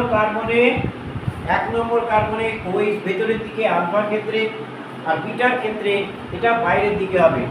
আমি বিটা গঠনটা গ্লুকোজের আলফা অক্সিজেন, এই যে অক্সিজেনটা, এই অক্সিজেনটা এখানে গেছে কেমন, এবং এই যে বলয়াকার গঠনের ক্ষেত্রে আমরা এই যে এখানে যে ওয়েসটা ছিল, এই ওয়েসটা ভেঙে গেল, এই বন্ধনটা ভেঙে গেছে। ওয়েসের বন্ধনটা ভেঙে গেলে এখান থেকে হাইড্রোজেন মুক্ত হলো, সেই হাইড্রোজেন গিয়ে কার্বনের সঙ্গে যুক্ত হয়, কার্বনের ডবল বন্ড একটা হাত খুলে গেল এবং সেইখানে গিয়ে ওই হাইড্রোজেনটা যুক্ত হলো। অর্থাৎ ডান দিকে ওয়েস, এই যে ওয়েসটা দেখো এক নম্বর কার্বনের এইখানে এই ওয়েসটা কোথায় বসবে, এক নম্বর কার্বনে ওয়েসটা উপরে বসবে না নিচে বসবে, এইটা নিয়ে প্রশ্ন। কেমন, এই এক নম্বর কার্বনে কি আছে, ওয়েস আছে আর হাইড্রোজেনও আছে, তাহলে এখানে ক্ষেত্রে ওয়েসটা উপরে বসবে না নিচে বসবে, এইটুকু একটু মনে রাখতে হবে। এবার দেখো গ্লুকোজের আমরা বলয়াকার গঠন দেখলাম, এবার আমরা গ্লুকোজের আলফা বলয়াকার গঠন, এবার আমরা গ্লুকোজের বিটা বলয়াকার, গ্লুকোজের বিটা বলয়াকার গঠন দেখো ঠিক একইভাবে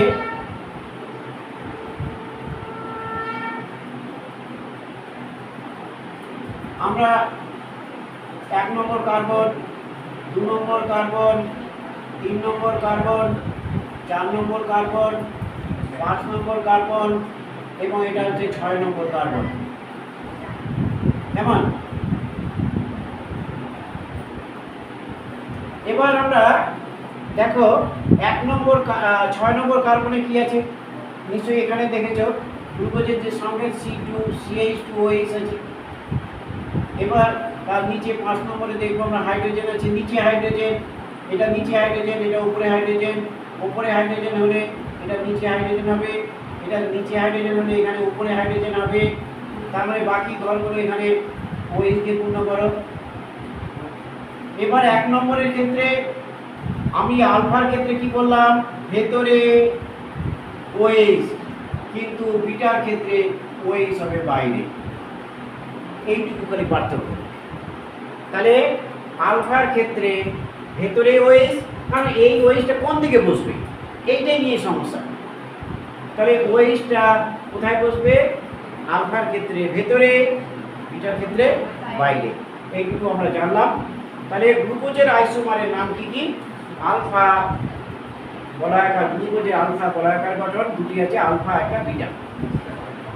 আমরা গ্লুকোজের সম্বন্ধে জানলাম। এবার আমরা যে গ্লুকোজের যে বিভিন্ন প্রকার গ্লুকোজ আছে সেটা দিয়ে তারপরে আমরা লিপিড চলে যাব।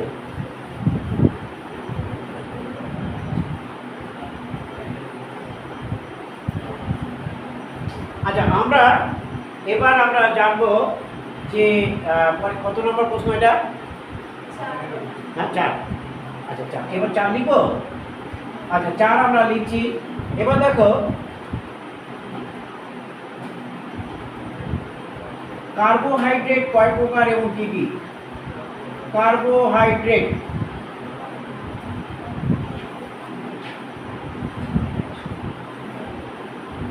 কয় প্রকার ও কি কি, দেখো কার্বোহাইড্রেট কয় প্রকার এবং কি কি। কার্বোহাইড্রেট 3 প্রকার, 3 প্রকার না, কার্বোহাইড্রেট হচ্ছে 4 প্রকার। দেখো 4 প্রকার, এক হচ্ছে মোনোস্যাকারাইড, এক হচ্ছে মোনোস্যাকারাইড। মোনোস্যাকারাইড মানে কি, মোনোস্যাকারাইড মানে হচ্ছে কেবল শর্করা অনুনিগলিত, অর্থাৎ যে শর্করাকে বিশ্লেষণ করলে, এত লিখতে গেলে অনেক বড় হয়ে যায়, যে শর্করাকে বিশ্লেষণ করলে শর্করা ছাড়া আর কোনো অণু পাওয়া যায় না, অর্থাৎ কেবল শর্করা নিয়ে গঠিত, কেবল একক শর্করা নিয়ে গঠিত, কেবল একক শর্করা নিয়ে গঠিত। সেগুলো উদাহরণটা কি? উদাহরণ হচ্ছে এই যে গ্লুকোজ, ফ্রুক্টোজ,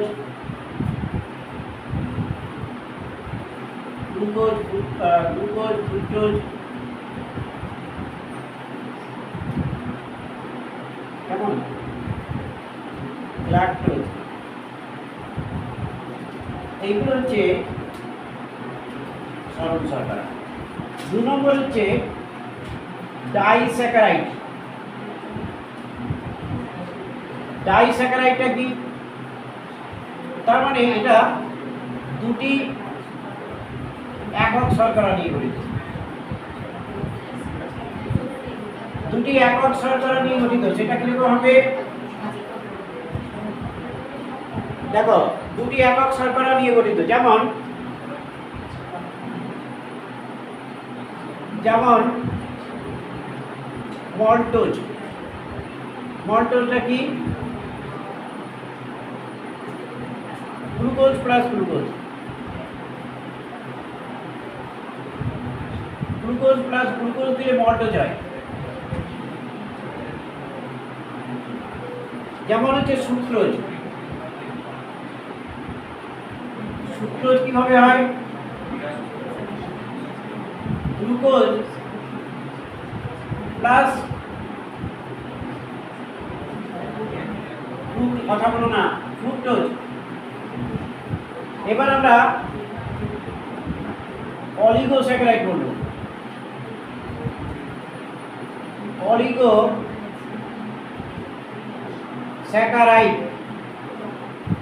3টি একক শর্করা নিয়ে গঠিত। তার মানে অলিগোস্যাকারাইড হচ্ছে 3 থেকে 9টি একক শর্করা নিয়ে গঠিত।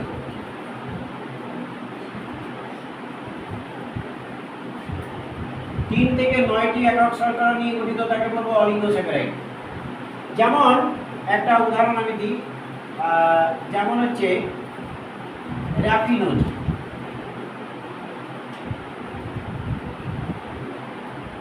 র্যাফিনোজ, এই র্যাফিনোজের মধ্যে কি কি যুক্ত হয়েছে? এখানে যে 3টি আছে না, গ্লুকোজ প্লাস ফ্রুক্টোজ প্লাস গ্লাকটোজ, এই 3টিকে যুক্ত করলে র্যাফিনোজ হয়। গ্লুকোজ, ফ্রুক্টোজ আর গ্লাকটোজ এই 3টিকে যুক্ত করলে কি তৈরি হবে? র্যাফিনোজ। 4 নম্বর হচ্ছে পলিস্যাকারাইড। পলি মানে একাধিক, পলিস্যাকারাইড মানে কি? পলি মানে 10-এর বেশি, 10-এর বেশি হবে, কেমন, একক শর্করা নিয়ে গঠিত, 10-এর বেশি শর্করা। তাহলে 10-এর বেশি শর্করা নিয়ে গঠিত পলিস্যাকারাইড যেমন হচ্ছে, যেমন গ্লাইকোজেন,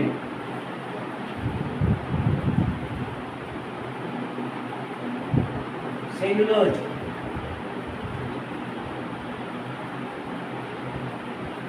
এইগুলো হচ্ছে পলিস্যাকারাইড। আমরা কার্বোহাইড্রেট সম্বন্ধে জানলাম, আজকে আমরা লিপিড শুরু করব। এটা লেখা হয়ে গেছে, আজকে আমরা শুরু করব লিপিড। এটা উপরের দিকে লেখা হয়ে গেছে, বুঝে দেবো। আচ্ছা, আজকে আমরা, আচ্ছা, কার্বোহাইড্রেটের ব্যবহার আমি আর পড়াচ্ছি না, বাড়ির বই থেকে একটু দেখে নেবে। কার্বোহাইড্রেটের ব্যবহার করতে পারবে তো বাড়িতে বই থেকে, খুব সোজা। আমি যদি পড়াতে অনেক সময় ছিল, যেমন ধরো প্রোটিনের ব্যবহার, প্রোটিনের ব্যবহার যদি তোমাকে আমি বলি, তাহলে আমাকে লেখাতে গেলে অনেক সময় যাবে। যেমন শক্তির উৎস হিসাবে, যেমন অ্যান্টিবডি তৈরির জন্য, হরমোন তৈরির জন্য, তাই তো, দেহ গঠনের জন্য। হ্যাঁ, কাজ করতে বাড়িতে ওইটা বই থেকে পড়বে। কাজগুলো একটুখানি বই থেকে পড়বে, ওরা কিছু নেই, গল্পের মতো, তোমরা আগেও জানো সেগুলো, ওগুলো পরীক্ষায় খুব একটা আসে না, ওগুলো পড়বে। আজকে আমরা যেটা পড়ছি সেটা হচ্ছে লিপিড। আজকে আমরা যেটা পড়বো সেটা হচ্ছে লিপিড। লিপিড, আচ্ছা, তোমরা, আমি যে লেখাচ্ছি অনেক লেখা হচ্ছে, কিন্তু বাড়িতে পড়তে হবে সেইভাবে, বুঝতে করে ফেলবে। আচ্ছা, আমরা প্রথম প্রশ্ন লেখো, লিপিড কাকে বলে? লিপিড কাকে বলে?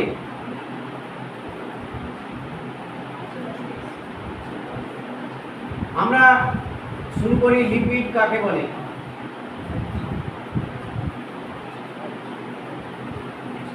এটা পুরোটা লেখা হয়ে গেছে সবার? আচ্ছা, আমরা লিপিড কাকে বলে আমরা লিখছি লিপিড বা ফ্যাট। দেখো, এটাও কিন্তু কার্বন, হাইড্রোজেন, অক্সিজেন নিয়ে গঠিত। কার্বন, হাইড্রোজেন, অক্সিজেন নিয়ে গঠিত হয়, কেমন?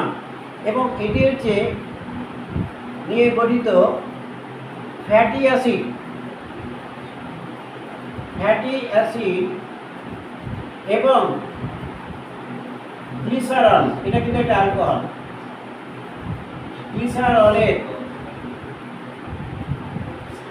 গ্লিসারলের স্টার। তাহলে দেখো, কার্বন, হাইড্রোজেন, অক্সিজেন নিয়ে গঠিত ফ্যাটি অ্যাসিড এবং গ্লিসারলের স্টারকে লিপিড বলে।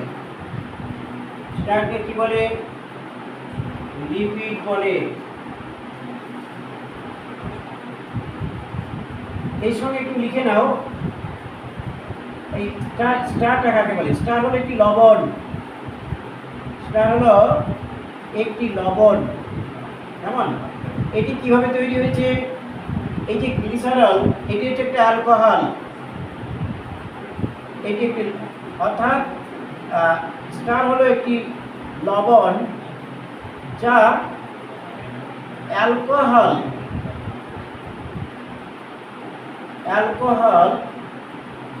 এবং অ্যাসিড। অ্যাসিড কোনটা? Fatty acid. অ্যাসিডের রাসায়নিক বিক্রিয়ায় অ্যাসিডের সমন্বয়ে গঠিত হয়। অ্যাসিডের সমন্বয়ে গঠিত হয়। তাহলে স্টারটা কি? একটা লবণ যা অ্যালকোহল আর অ্যাসিডের সমন্বয়ে গঠিত হয়। আমরা এবার লিপিডের বৈশিষ্ট্যগুলো শুরু করব। এবার আমরা লিপিডের বৈশিষ্ট্য লিখব। 2 নম্বর প্রশ্ন লেখো, লিপিডের বৈশিষ্ট্যগুলি লেখো। লিপিডের বৈশিষ্ট্যগুলি লেখো।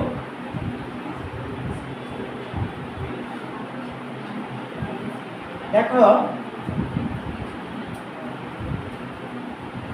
1 নম্বর লেখো,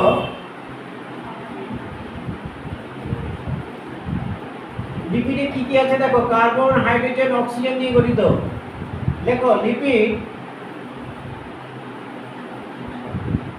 কার্বন, হাইড্রোজেন, অক্সিজেন নিয়ে গঠিত হলেও হাইড্রোজেন ও অক্সিজেনের অনুপাত 2:1 থাকে না। যেমন একটা উদাহরণ দিচ্ছি, যেমন পামিটিক অ্যাসিডটার নাম আমরা আবার লিখব, পামিটিক। যেমন হচ্ছে পামিটিক অ্যাসিড। পামিটিক অ্যাসিডের সংকেতটা দেখো, সি, কি বলে? C16H32O2 হবে, বুঝতে পেরেছ? C16H32O অক্সিজেন দেখো দুটো। এখানে হাইড্রোজেন পরমাণু কত আছে? 32 এবং অক্সিজেন পরমাণু মাত্র কত? কেবল 2। কেবল 2। অর্থাৎ এখানে অর্থাৎ হাইড্রোজেন পরমাণু অক্সিজেন পরমাণুর তুলনায় বেশি থাকে, এটা মনে রাখবে, তুলনায় বেশি থাকে। 2 নাম্বার লিখবো, এটা হচ্ছে আমরা জানলাম। এবার আমরা জানবো, দেখো এই ফ্যাটি অ্যাসিড এবং গ্লিসারল, এই ফ্যাটি অ্যাসিডটা কি? ফ্যাটি অ্যাসিড আমরা দেখো একটু লিখে নিই। লিপিড হলো ফ্যাটি অ্যাসিড, লিপিড হলো ফ্যাটি অ্যাসিড ও গ্লিসারলের স্টার, গ্লিসারলের স্টারটাই হচ্ছে লিপিড। এবার দেখো এই যে ফ্যাটি অ্যাসিড, ফ্যাটি অ্যাসিড কেমন ভাবে থাকে? রৈখিক শৃঙ্খলাকারে থাকে, এটা মনে রাখবে, রৈখিক শৃঙ্খলাকারে, রৈখিক শৃঙ্খলাকারে থাকে, যার এক প্রান্তে কি থাকে? দেখো, যার এক প্রান্তে থাকবে কার্বক্সিল মূলক, এক প্রান্তে থাকে কার্বক্সিল মূলক, অর্থাৎ COOH, এবং অন্য প্রান্তে কি থাকে? অন্য প্রান্তে থাকে মিথাইল, মিথাইল মূলক বা গ্রুপ, মিথাইল এবং CH3, এবং মাঝখানে কি থাকে? মাঝখানে কার্বন পরমাণু,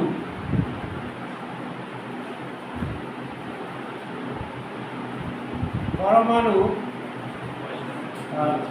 শৃঙ্খলগুলি, কার্বন পরমাণু শৃঙ্খলগুলি এক বন্ধনী দ্বারা, একটি বন্ধনী দ্বারা যুক্ত হতে পারে, একটি বন্ধনী দ্বারা যুক্ত হলে সম্পৃক্ত ফ্যাটি অ্যাসিড হয়ে যাবে, একটি বন্ধনী দ্বারা। অথবা এটা কিন্তু এক বা একাধিক দ্বি বন্ধনী দ্বারা যুক্ত থাকে, দ্বি বন্ধনী দ্বারা যুক্ত থাকে। আমি দেখাচ্ছি, যেমন ফ্যাটি অ্যাসিডে দেখো এক প্রান্তে কি আছে? মিথাইল মূলক আছে, আর মাঝখানে কার্বন শৃঙ্খলগুলো যুক্ত থাকে, আর অন্য প্রান্তে কার্বক্সিল মূলক থাকে। এই যে এটাকে, এই যে প্রান্তীয় শৃঙ্খল, এই যে পার্শ্ব শৃঙ্খলগুলিকে, এগুলো হচ্ছে পার্শ্ব শৃঙ্খল, এগুলো হচ্ছে পার্শ্ব শৃঙ্খল। এই পার্শ্ব শৃঙ্খলগুলিকে আর হিসাবে চিহ্নিত করা হয়। তার মানে যখন আমি যুক্ত করব তখন এইটা শুধু লিখবো আর R1 লিখবো। ধরো এখানে আমি একটি ফ্যাটি অ্যাসিড যখন লিখবো তখন এই কার্বক্সিল মূলকের সঙ্গে R1, তাহলে এইটা মানে বুঝতে পেরেছো, লিপিড হলো ফ্যাটি অ্যাসিড এবং গ্লিসারলের স্টার। ফ্যাটি অ্যাসিড রৈখিক শৃঙ্খলাকারে থাকে। কীরকম? এখানে পামিটিক অ্যাসিড যদি আমি দেখাই, তখন এই যে এইটা যদি আমি দেখাতে হয়, তাহলে এইটা যদি আমি দেখাই, তাহলে আমি তোমাকে পরে দেখাচ্ছি। এখানে কার্বন পরমাণুর সংখ্যা লিখতে হবে 16টি এবং এক প্রান্তে এই মিথাইল এবং অন্য প্রান্ত বলো পড়া আছে, সবার পড়া আছে, কার পড়া? দুজনে পড়া। আমি একটু পড়িয়ে দিই, তোমরা দেখে নিও তাহলে, আর একটু এটা যেমন বৈশিষ্ট্যটা লিখে কমপ্লিট করি, কেমন? তোমাদের কারো পড়া নেই তো? আচ্ছা, এটা আর 10 মিনিট মতো লাগবে। হ্যাঁ, আচ্ছা তাহলে বাড়িকে দেখে নিও কিন্তু। আচ্ছা, আমরা তাহলে দেখো এটা আমরা লিখছি যে লিপিড বা ফ্যাটি অ্যাসিড। তাহলে আমরা এটা আমরা লিখলাম যে ফ্যাটি অ্যাসিডটা কি জানলাম, তাই তো? এবার আমরা যেটা জানবো সেটা হচ্ছে গ্লিসারল। এবার আমরা এটা কি বুঝতে পেরেছো? ফ্যাটি অ্যাসিডে কি থাকে বলো তো? এক প্রান্তে কার্বক্সিল মূলক, অপর প্রান্তে এটা মিথাইল, এবং মাঝখানে কার্বন শৃঙ্খলগুলো যুক্ত আছে। এবং এই কার্বন শৃঙ্খলগুলি যদি আমি এখানে সি লিখতাম তাহলে এই পাশে একটা হাইড্রোজেন, এই পাশে একটা হাইড্রোজেন, দুটো হাইড্রোজেন করে থাকতো।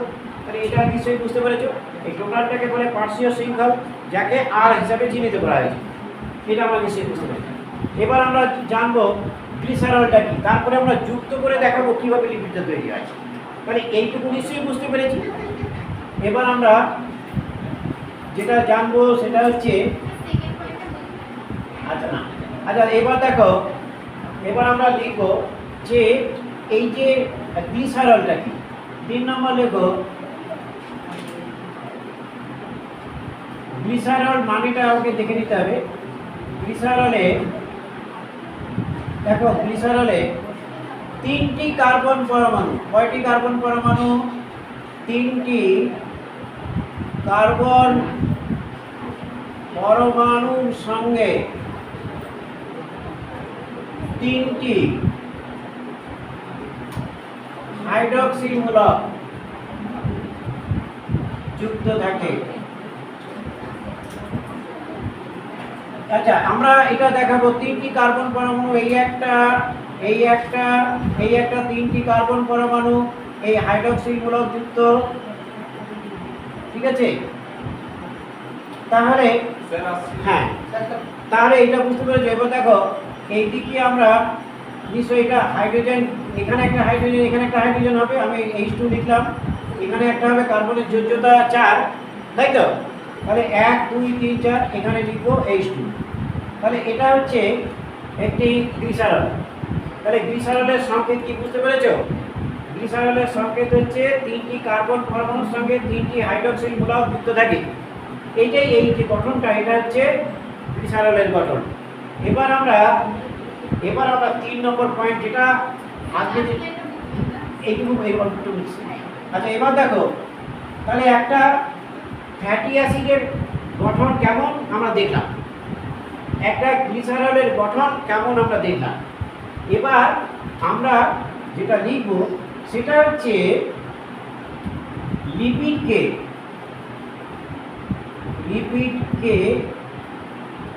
ট্রাইগ্লিসারাইড বলে। ট্রাইগ্লিসারাইড।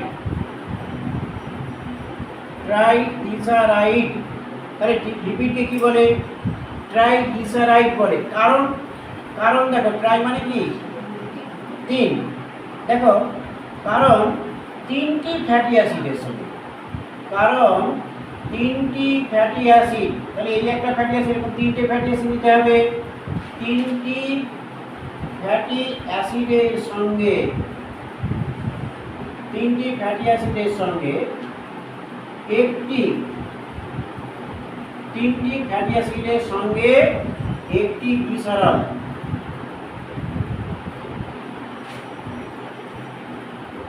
গ্লিসারল অণু যুক্ত হবে, অণু যুক্ত হয়ে এক অণু লিপিড গঠন করে। আমরা এবার ছবি এঁকে দেখাবো। এবার আমরা ট্রাইগ্লিসারাইড কেন বলে? ট্রাই মানে 3টি ফ্যাটি অ্যাসিড আছে, আর একটি গ্লিসারল থাকবে, তিনটি ফ্যাটি অ্যাসিডের সঙ্গে একটি গ্লিসারল। এবার আমরা এক অণু ফ্যাটি অ্যাসিড কীভাবে গঠিত হচ্ছে এটা আমরা জানবো। এবার আমরা প্রথমে লিখব এক অণু, এখানে আমরা নিচে লিখে ফেলি, এটা হচ্ছে এক অণু কি লিখব? গ্লিসারল। এক অণু গ্লিসারল, আমরা এক অণু গ্লিসারল লিখব। তোমরা একটু আগে দেখলে গ্লিসারল মানে এই তিনটি কার্বন পরমাণু থাকবে, এই 1 2 3, তিনটি কার্বন পরমাণু। ডান দিকে কি থাকবে? OH OH OH, তাই তো? বাঁদিকে H2 তুমি এইভাবে লিখতে পারো, আবার যদি তুমি মনে করো না আমি এইভাবে লিখবো, এইভাবে লিখতে পারো, তুমি যেভাবে ইচ্ছা। অর্থাৎ এখানে H2 H আর এখানে H2। এবার দেখো আমি একটু ভেঙেই করাই, তাহলে তোমাদের বুঝতে সুবিধা হবে। তার মানে এবার দেখো এই হচ্ছে একটি ফ্যাটি অ্যাসিড, তার সঙ্গে R1 হলো, আর একটা ফ্যাটি অ্যাসিড যুক্ত হলো। আমাদের এটা কিন্তু একটা, এটা কিন্তু একটা, এটা কিন্তু একটা কি এক অণু গ্লিসারল। এক অণু গ্লিসারলের গঠন কিন্তু এইটা। এবার 3 অণু ফ্যাটি অ্যাসিড, এই একটা এক অণু ফ্যাটি এবং 3 অণু ফ্যাটি অ্যাসিড এখানে লিখে ফেলি, এখানে প্লাস 3 অণু ফ্যাটি অ্যাসিড, 3 অণু ফ্যাটি অ্যাসিড। এখানে এক অণু লিখেছি, আর একটা লিখছি, 2 অণু, আর একটা লিখছি, 3 অণু। এবার দেখো পরের ধাপে আমি ভেঙে লিখলাম, আমি লিখে দিতে পারতাম কিভাবে যুক্ত হয়েছে, তোমরা খুব সহজে বাড়িতে গিয়ে দেখে বুঝতে পারবে। তাহলে এটা হচ্ছে একটি ফ্যাটি অ্যাসিড, আর এখানে একটা দুটো তিনটে, এটা হচ্ছে একটা গ্লিসারল, এখানে হচ্ছে 3টে ফ্যাটি অ্যাসিড, একটা ফ্যাটি অ্যাসিড, দুটো ফ্যাটি অ্যাসিড, 3টে ফ্যাটি অ্যাসিড নিয়েছি, অর্থাৎ 3 অণু ফ্যাটি অ্যাসিড। এবার দেখো এদের মধ্যে কিভাবে জল বিয়োজনের মাধ্যমে যুক্ত হবে সেটা আমরা দেখব। এবার ওই একইভাবে আমি আর একবার লিখছি, H2COH। এবার দেখো এর সঙ্গে এই যে এখানেও কিন্তু OH হবে, আর এই যে এটা আমি এরকম ভাবে কি লিখতে পারি, এই যে এইটা কিন্তু এইভাবে লিখেছি। দেখো এটা ভালো করে লক্ষ্য করো, নিশ্চয়ই বুঝতে পেরেছো। কারণ এই এর সঙ্গে জলের জল এখানে গঠিত হবে। ঠিক পরেরটা দেখো OH OH, এটা R2, আবার একটা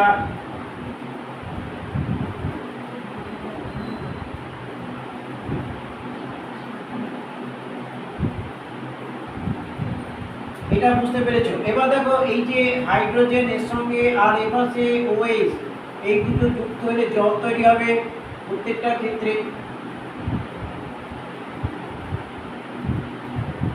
তাহলে এটা জল তৈরি হচ্ছে। এবার পরের ধাপে তাহলে জলটা বাইরে বেরিয়ে যাবে, তাহলে নিশ্চয়ই আমরা এবার লিখবো আমরা, তাহলে থাকছে কি এখানে শুধু অক্সিজেন থাকছে, এপাশে H2, এপাশে H, এপাশে কি থাকছে দেখো, এপাশে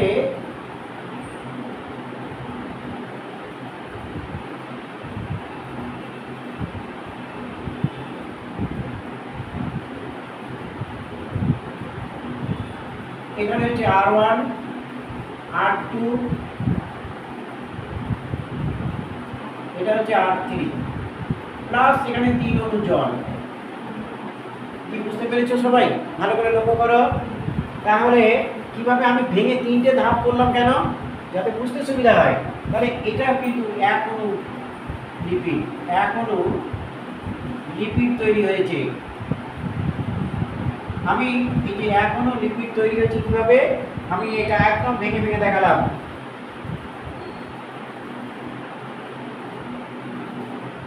তাহলে আমরা দেখো এটি হচ্ছে 1 অণু গ্লিসারল, 3 অণু, এখানে 3টে অণু নিয়েছি ফ্যাটি অ্যাসিড, একদম ভেঙে দেখিয়েছি।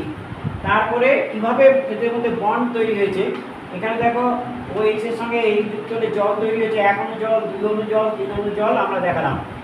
আমরা আজকে যে ইম্পর্টেন্ট জিনিসটা দেখাবো, স্যাচুরেটেড এবং আনস্যাচুরেটেড ফ্যাটি অ্যাসিডের গঠনটা দেখাবো।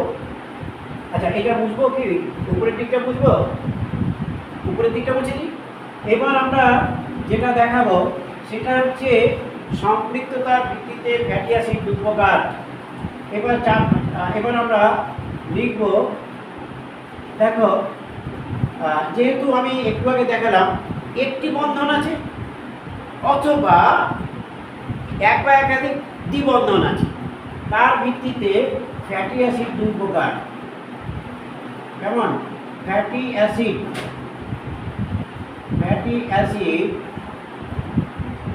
2 প্রকার। ফ্যাটি অ্যাসিড কয় প্রকার? ফ্যাটি অ্যাসিড 2 প্রকার। এক নম্বর হচ্ছে কি? সম্পৃক্ত ফ্যাটি অ্যাসিড। এখান থেকে প্রশ্ন খুব ইম্পর্টেন্ট আসতে পারে। সম্পৃক্ত ফ্যাটি অ্যাসিড না বুঝলে একটু লিখতে পারবো না আমরা। সম্পৃক্ত ফ্যাটি অ্যাসিড, দেখো আমি সংজ্ঞাটা পরিষ্কার করে লিখে দিই। যে ফ্যাটি অ্যাসিডে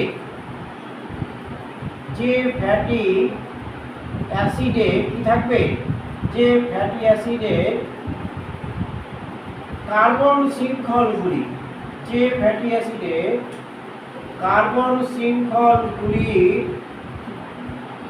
কার্বন শৃঙ্খলগুলি কার্বন সবকটি এক বন্ধন দ্বারা যুক্ত থাকে। এক বন্ধন দ্বারা যুক্ত থাকে, তাহলে তাকে সম্পৃক্ত ইংরেজিতে কি বলে? স্যাচুরেটেড। তাকে স্যাচুরেটেড ইংরেজিতে কেন লিখছি একটু পরে বুঝতে পারবে। Saturated fatty acid, saturated fatty acid বা সম্পৃক্ত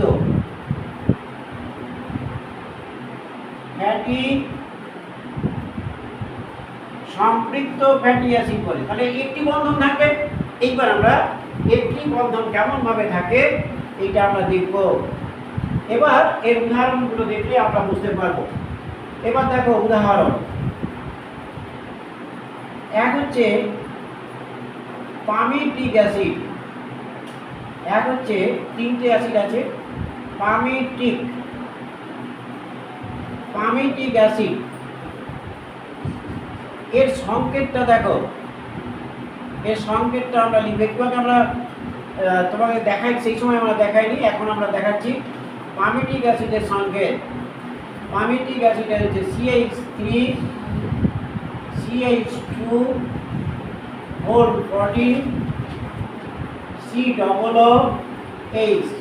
এইটা হচ্ছে পামিটিক অ্যাসিডের সংকেত। খুব মুখস্থ রাখবে, এরকম একটা সংকেত দেবে তোমাকে। এটা কিসের সংকেত? নেক্সট হচ্ছে স্টিয়ারিক অ্যাসিড। এগুলো মুখস্থ করতে হবে। স্টিয়ারিক অ্যাসিডের সংকেত, এগুলো সবই হচ্ছে স্টিয়ারিক অ্যাসিড। এর সংকেতটা আমরা মুখস্থ রাখবো। দেখো CH3 CH2 16 C double bond ও হাইড্রোজেন। এবার হচ্ছে অ্যারাকিডোনিক অ্যাসিড।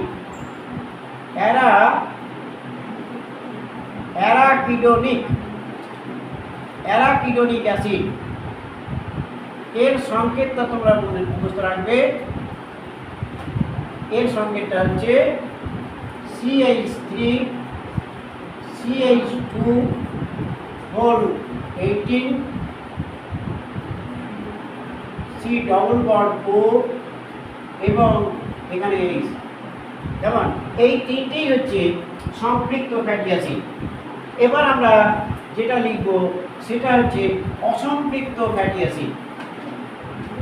এবার আমরা যেটা লিখব সেটা হচ্ছে অসম্পৃক্ত ফ্যাটি অ্যাসিড। 2 নম্বর লেখো অসম্পৃক্ত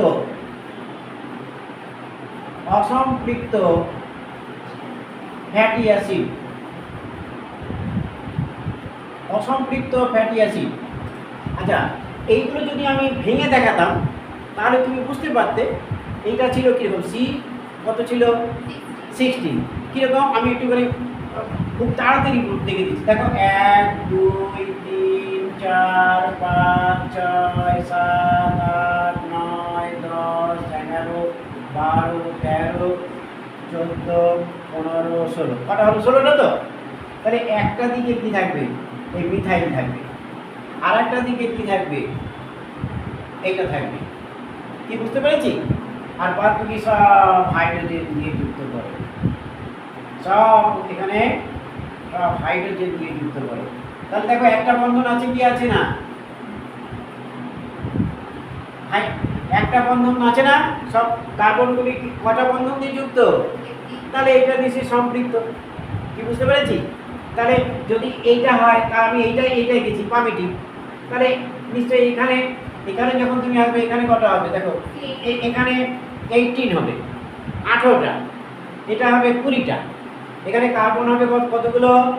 20, এখানে 18, এখানে 16, তাহলে আমি এখানে 16টায় গেছি। ঠিক একই রকমভাবে আসবে। কি বুঝতে পেরেছি? এক পাশে কি থাকবে? মিথাইল। এক পাশে কি থাকছে? মিথাইল। আর এক পাশে কি আছে? কার্বক্সিল। মানে একটা রৈখিক সাজ্জাকারে থাকে। একটু আগে লিখেছি না ফ্যাটি অ্যাসিড কেমন? রৈখিক শৃঙ্খলাকারে থাকে। এক প্রান্তে মিথাইল, অপর প্রান্তে কার্বক্সিল, আর মাঝখানে কার্বনগুলি এক বন্ধন দ্বারা যুক্ত হতে পারে বা এক বা একাধিক দ্বিবন্ধন দ্বারা যুক্ত হতে পারে। আমরা এবার আমি দ্বিবন্ধনটা করব। এবার দেখো অসম্পৃক্ত ফ্যাটি অ্যাসিড।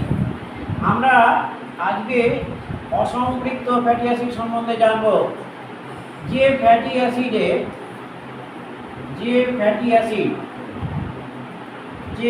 অ্যাসিডের কার্বন শৃঙ্খলগুলি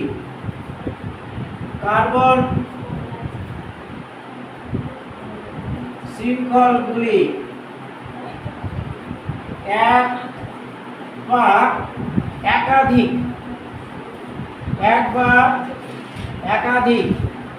দ্বিবন্ধন দ্বারা যুক্ত থাকে। হ্যাঁ, চলে এসছে? তাহলে তুমি এগিয়ে যাও। আমি এটার পরে স্যাফোনিশন একটা আছে, সেটা আমি পড়বো। লিখবো না, কালকে লিখবো, তাই তো? পরে ঠিক আছে, এইটা লিখেছে। আর আমার দেখে যাচ্ছে, তোমাদের গার্জেন ওয়েট করছে তো। হ্যাঁ, এটা লিখেছে। যে ফ্যাটি অ্যাসিডে কার্বন শৃঙ্খলগুলি একাধিক দ্বিবন্ধন, এক বা একাধিক দ্বিবন্ধন দ্বারা, এটা লিখে ছেড়ে দিচ্ছি, দ্বারা যুক্ত থাকে। আচ্ছা, একে কি বলে? একে আনস্যাচুরেটেড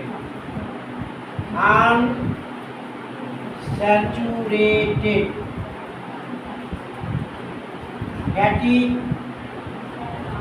অ্যাসিড বলে। আনস্যাচুরেটেড ফ্যাটি অ্যাসিড এটি কিন্তু দুই প্রকার। সেটা কিরকম? একটা হচ্ছে মুফা বলে, একটার নাম কি? FUFA। এটার মানে হচ্ছে মোনো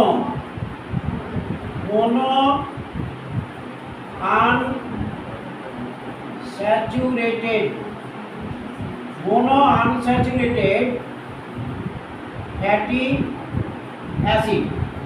আনস্যাচুরেটেড ফ্যাটি অ্যাসিড মানে দেখো একটি দ্বিবন্ধন থাকবে। কটি বন্ধন? এতে একটি দ্বিবন্ধন আছে, এটা একটি দ্বিবন্ধন। একটা উদাহরণ দিয়ে আমি এটা লিখে শেষ করছি, তোমরা খুব হেরেছ। Oleic acid.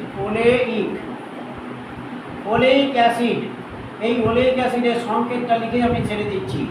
ওলেইক অ্যাসিডের সংকেত ওলিক অ্যাসিড হচ্ছে CH3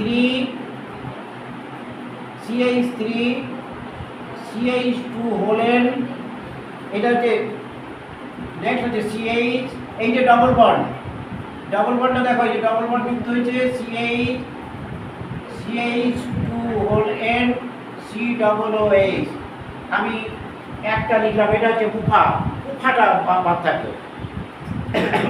উফা মানে মোনো আনস্যাচুরেটেড ফ্যাটি অ্যাসিড, মানে একটি দ্বিবন্ধন থাকে। কিন্তু যদি দুইটি বা তিনটি দ্বিবন্ধন থাকে তাকে বলবো পলি আনস্যাচুরেটেড ফ্যাটি অ্যাসিড। সেটা আমরা পরে শিখব, তো ওটা কমপ্লিট করতে পারবো না। আচ্ছা ঠিক আছে, এটা পড়বে।